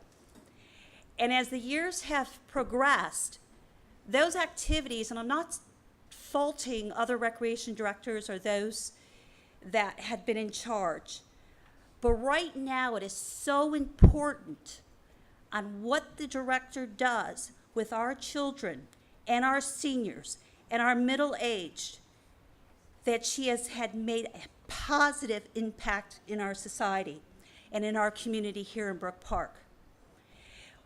When somebody states that a possibility of a new mayor being elected and she losing her job, shame on that individual for even mentioning that. Because Mary Ann Colesol, as a director, just to make everybody clear, a 6-figure salary, that's okay, in my words, in my world. Because she doesn't work a 40-hour week behind a desk. She's working from the time the recreation center opens, Monday through Sunday. And also during home days weekend, who plans our home days? Besides, who's really in charge there with Mary Ann? So with what I have to say, I was very upset, very disheartened because our youth, our seniors, and yes, some of us middle-agers, rely on our recreation center. And to have people comment negatively about what Mary Ann has brought to the city, shame on you. Shame on you. She is to be commended. A lot of those kids on spring breaks, holiday breaks, and so forth, what else are they going to do? Sit home? Get in trouble? No, she opens the doors. They're there with activities, constructive activities, and lunches that are provided for them. You don't see a lot of other cities doing this. And our senior programs, outstanding. They are outstanding. Joan Corrigan, I grew up with her children. She puts a lot of effort into these programs, because without these programs, our seniors, what would they do? I'm finding that now that I'm retired. I'm bored. And I'm I'm still middle-aged, but they need activities and socialization and maybe a piece of pizza for lunch. How many of you, you're single, you're alone, how many of you want to get up and make a dinner for one person or even two? So back on that, I think we all should applaud Mary Ann Kozel for her efforts, as well as her staff too, for what they have done for our community. But bring the endless pools on. We're ready. They're a wonderful item to have. It's a lot cheaper than putting $1 million roof on a facility right now, but let's do it. Also, I ask that this upcoming election, please recuse yourself from posting on social media negatively or falsely. Come to my door. When was the last time any of you walked up to my door or gave me a phone call? I want your vote when I sign your petition, but we need to have interaction here within our community, not just sitting behind a piece of paper or electronic means. Get active in your community. Also, thank you for the intergenerational heroin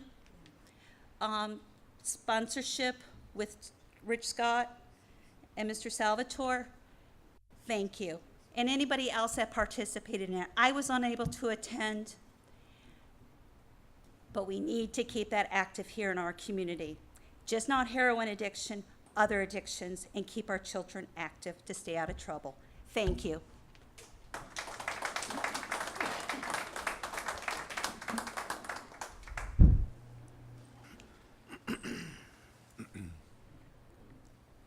Does anyone else care to address council?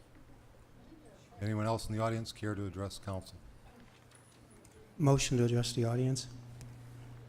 Support. Was there support? Support.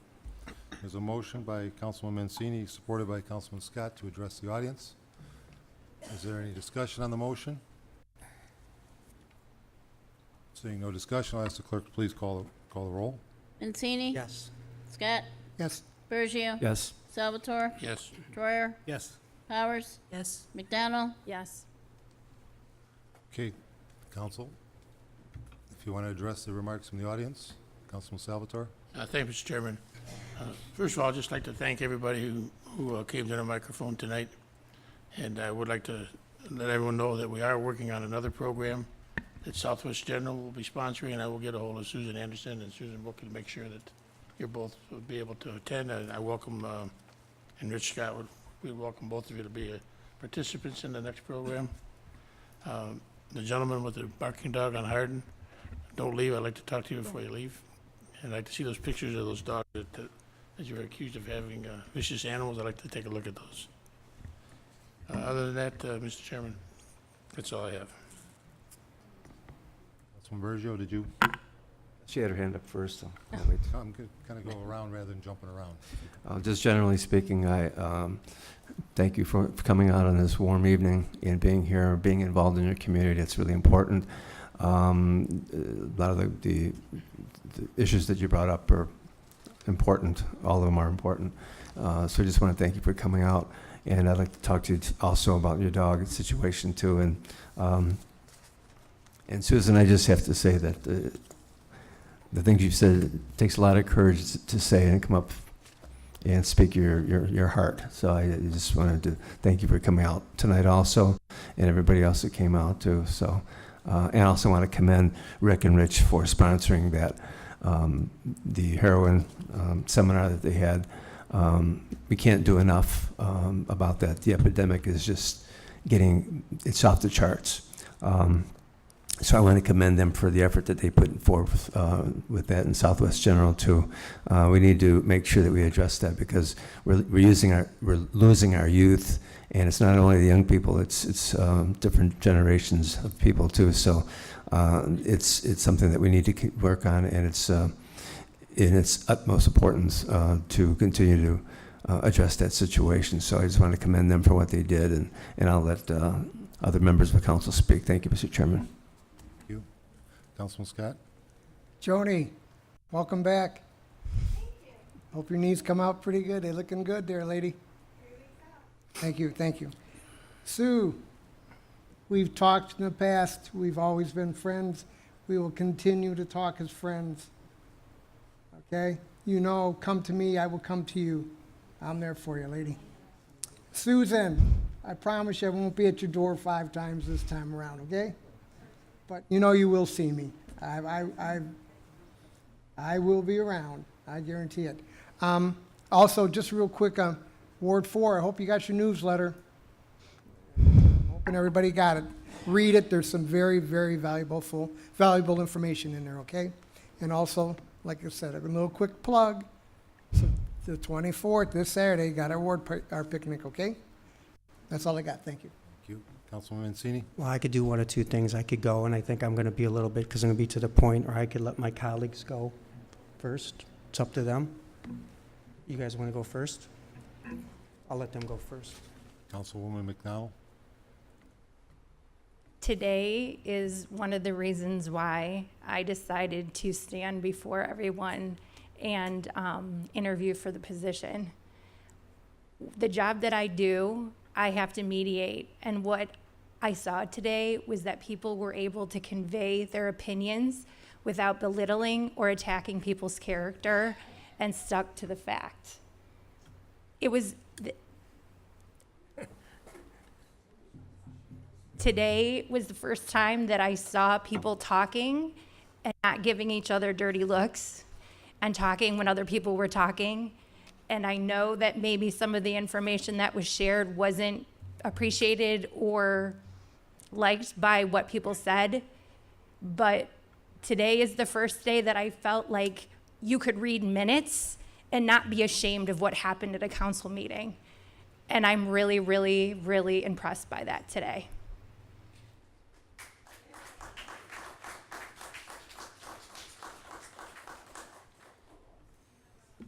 All right, I'll go next. You don't mind, Councilman Mancini, go ahead. Thank you. All right, I'm going to be a little more direct to the point with everything, as I usually am up here. I'm going to get a little to the negative first. Liz and Susan said something that kind of caught me, got me squirming in my chair up here, because when I hear it, it really bothers me when I'm kind of painted with a broad brush. And one thing I'll say, I think everybody knows where I live.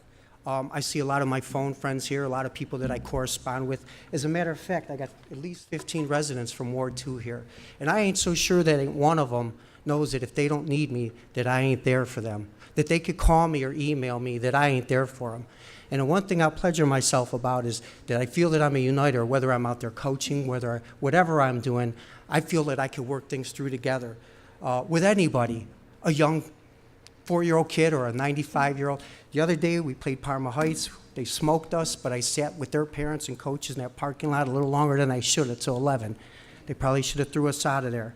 Last week, Liz, I wanted to address, or 2 weeks ago, I wanted to address the audience, and my colleagues probably saved me from hanging myself, because I heard that again. You know, well, you guys all. Well, to me, it isn't you guys all. I have nobody running against me, and I haven't. But I will tell you all, and I love y'all, I ain't taking that lightly. I'm out there. I was out there all day today. I would get out and work. I return the calls. And just when I hear that, that kind of rubs me, because I put a lot of time in this. For what we make, I put an awful lot, and I love it. I love doing that. Like Marty Healy out there, he called me last night. He called me this morning. This is what I like. That's what it's about. Sometimes can't always return that call or be there spot on, but that's our job. Whether we like it or not, it's to work together with you. I got to work with them, and I got to work with them, and I got to work with the three here, and I would do that. To get to Marcus with the dog. Marcus, I know the one time, the only disagreement I've ever had was the barking. And like I would tell my neighbors, I'd tell anybody, when them dogs are barking all day, Sunday afternoon and at night, nobody likes it, probably even the homeowner. Other than that, on the vicious dog part, I think that one thing we could probably get a little better is our animal warden system. I'm not saying Alex does a bad job, because I don't think he does, but Karen and Richie had a people relationship with a lot of people. They knew the dogs' names, they knew what the dogs ate and the water they drank. So, I mean, that's maybe one way we got to get back a little bit and clean up that animal warden part just a little bit. But, you know, on that, Marcus, I'll let the mayor, he might want to answer that. To go to Joan on Snow Road. I'll be honest, I think she's still here somewhere, right? I think she's here. That's what she left. Thank you.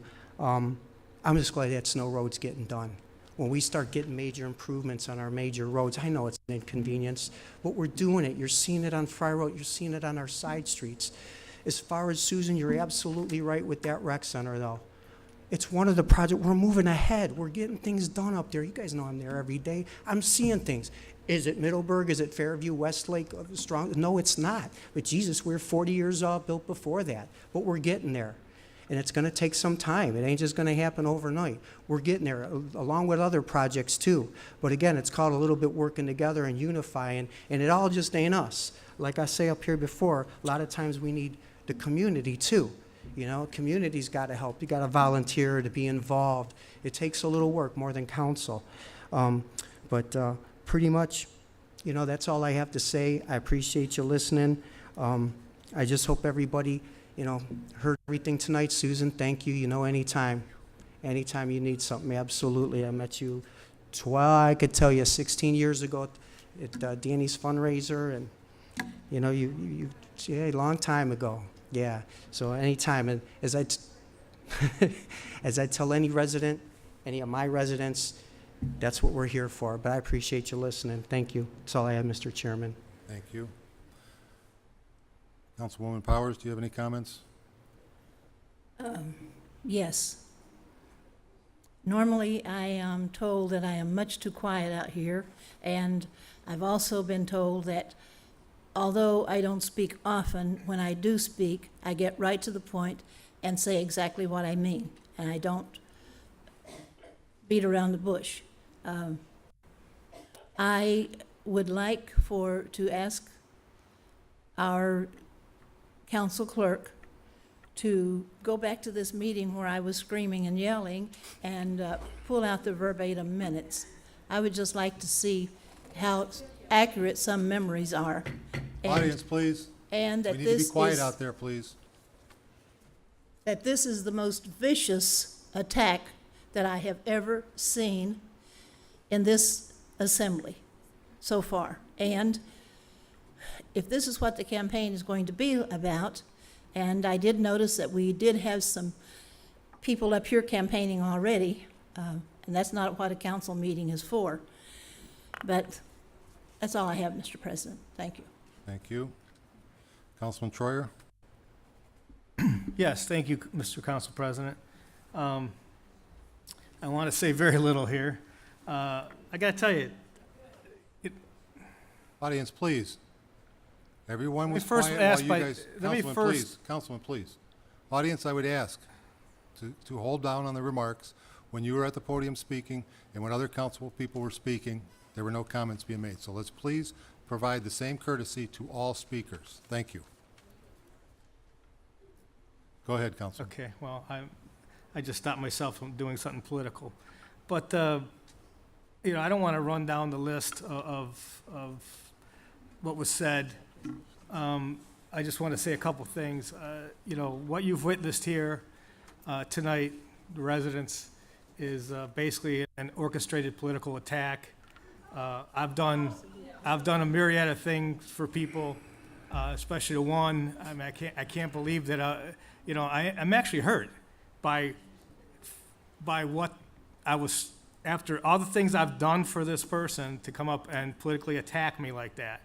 And all I can think of the whole time, because one person doesn't bother me, the other one does, because of all the things I've done for her.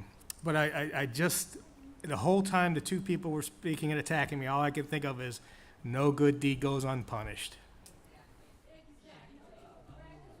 Audience, please. Some self-control, audience, please. Councilman, are you done? Yes, I'm done. Mr. Mayor, did you want to address the audience? Your remarks? First of all, Marcus, the council president gave me a memorandum about your situation, and the director and the animal control officer will be working with you to see what we can do to remedy your issues. I appreciate the comments about the rec center because it is a great asset, and it's also a financial problem, and I think we can plan our way if we're patient and truthful in assessment of making that work. Not very usually at loss for words, but I saw this evening a demonstration encouraged by a citizen that I don't believe I've ever seen at this podium before. I've carried on this battle. I came back here 4 years ago with a very simple charge to rebuild a great American middle-class city, a town that gave me so much, a town that I love. And pondering whether I should do this again or not, I think Susan Anderson answered the question that I answered for myself several months ago. And the call that she's getting is not only to me, but folks sitting up on this day. It's the most important statement that anyone's made about what's been happening in the city over the last 2 years. And the architects that, and the responsibility for that, will be borne out in this election. Make no mistake about it, the people of this community are not divided at all. They want their services, they want their street improvements, they want their rec, they want their schools, they want them. And for so many years, they didn't have to pay anything for them, because by the grace of God, we build engines in this town. And maybe again, we will someday to that capacity. But it takes tough decisions.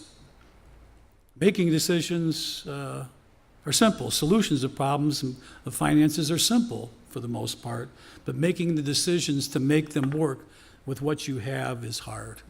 And we've seen a poison in this town that purports to be an informative publication. And we've had people that have worked with that against the best interests of our city.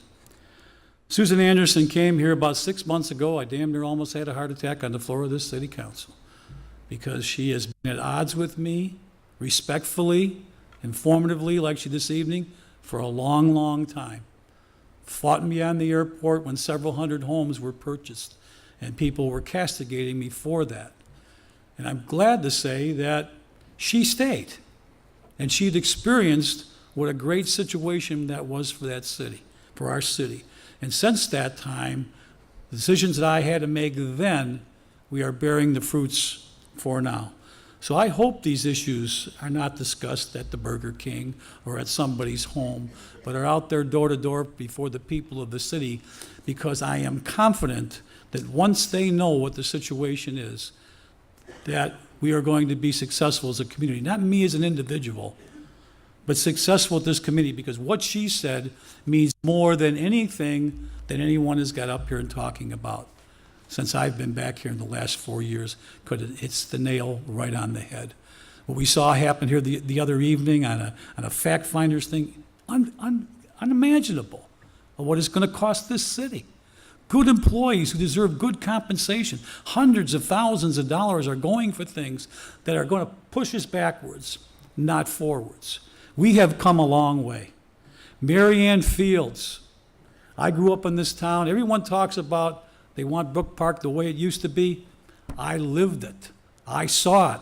And I want that for every kid that comes through this town and every one of your grandchildren that visit this town for you. And we will get there if we unify and we speak out like Susan Anderson tonight, whether it's for the mayor or against the mayor. Get involved in your community, get informed about what's going on, and let's make good decisions. I wrote an opinion in an article a few years ago about what was going to happen to this town in an election if it didn't go the right way. Everything I predicted became true. You have councilmen afraid to act because they're afraid of some publication of an 83-year-old man with his own agenda. Afraid to act. That's what Susan Anderson was saying to you. Forget the individuals.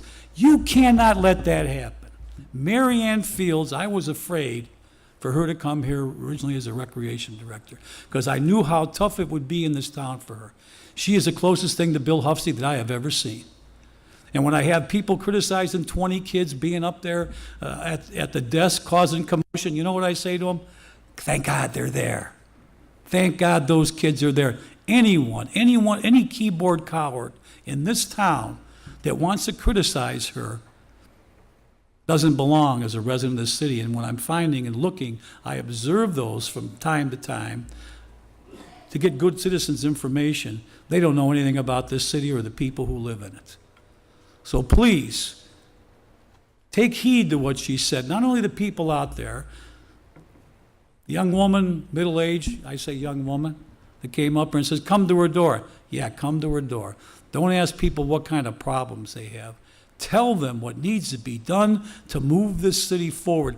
Tell them the truth, because we're almost there. We are getting there, but for this political bile in this town. Okay, I got to tell you something. There's nobody better than us. Nobody, not Middleburg Heights, not Berea, not Strongsville. The people of this community are the salt of this earth. And what we have, if we take it back, and we will be informed of what's going on, we will transform this community to what has always been the best place to live, the best place to work, but most importantly, the best place to raise a family, because we are not divided in those issues. And let's get those folks out, and let's see who's going to look you in the eye and tell you the truth. You can't have everything. You can't spend the same $100,000 on 15 different things, but you can take the pie, you could split it as we grow. And we may very shortly here have a very big announcement relative to this Ford facility in Brook Park, Ohio. That's what they're telling me. And I'm pushing them to get that, because that's important for us, along with the other little things that we're doing. Take a trip down Brook Park Road, you can see the difference. For the first time in years, we got road work going on in our town. When's the last time that happened? People are seeing new streets. You know what? They want them too. And we're going to get them for them if we can have honest dialogue how to get here. The hatred of me cannot drive folks' public decisions at this day. It won't work, and they won't survive. And at the end of the day, people will see that. I'm not a perfect person. Lord knows that. But I'm a damn good mayor. And I challenge any of these candidates that are running to get any foreman. I don't want applause from you. You challenge these people coming to your door, because your community will get better. And that's not political. That's the work of the government of this city. We have good people sitting up here, very good people. And we have here, those are here for the wrong reasons. And they always seem to weed themselves out. What's sad is we don't have more people running for public office in this city to take an interest. And maybe as a result of that, that will happen. You're having younger people come. Mayor Coyne's getting at the end of his rope here, okay? But I can tell you this, I will not stop fighting for what's right for the city, and I can assure you this election will be about that fight, of reminding you of who's the problem and who can be part of the solution. So we're going to do that. Susan, I admire your courage. Tonight you said some things that were very moving to me and should be moving to the citizens of this community. But at the end of the day, I know you're going to come up here once again one time and criticize me for something, because if you don't, it's just like my old friend Duty gave me, that she'd always let me know when I wasn't. But God bless you for your courage. I know it's tough, because I know the affection you had for the people that you spoke about this evening. God bless you. Okay, council, as far as my comments about what was said by the audience, I would actually want to mention to the councilwoman who, talked about part of her job is mediation, and she was very happy to see these comments being made because these comments were being made because they stuck to the facts. The only thing the main thing I want to tell those in the audience and those watching is many of the comments were anything but factual. These are it's amazing. It is amazing to me how when Mayor Coyne can speak, you all sit quietly and listen patiently and listen to everything he has to say. When some of the other council people speak, you sit there silently. But when people that you do not support try to give their side of the story and talk about it, you just start bantering and badgering and shouting from the audience. Thank you for your courtesy to me. I appreciate that. But I've put up with this for over 1.5 years now, and I can go through I don't plan on going through the list. I've seen that list before of all these facts. Unfortunately, they're not even close to being factual. They're just somebody's interpretation because they have their own agenda going. I could go through many of them, but I'm not going to do that tonight. I'm just going to say that it's a little bit disappointing that it seems like we're going to use the podium at a council meeting when it's really supposed to be when the audience comes and tells us about our business and what needs to be done in the business. What does the city need to do to help you out? Instead, it's going to be character assassinations and campaign fodder that's not based on reality. Those statements that were made, there's nothing further from the truth on the vast majority of them. It's just lies and innuendos that are meant to be bringing discredit upon some people up here.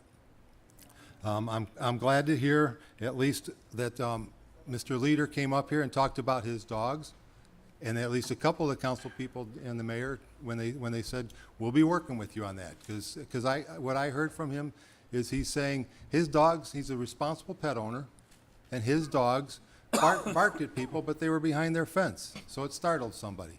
And he does not want to sign something that admits that his dogs are vicious or aggressive. That sounds very good.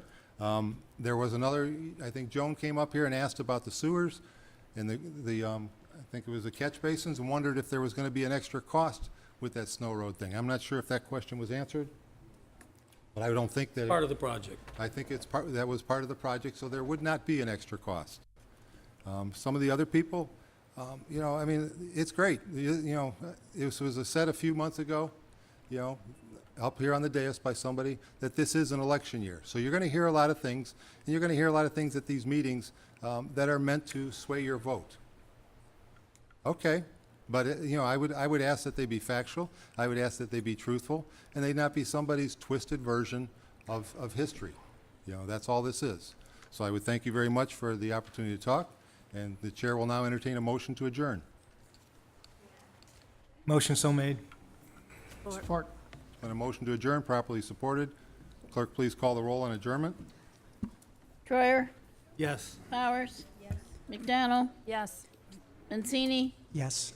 Scott, Yes. Perigio. Yes. Salvatore. Yes. Okay, this meeting is now adjourned at 9:13 p.m. Thank you very much.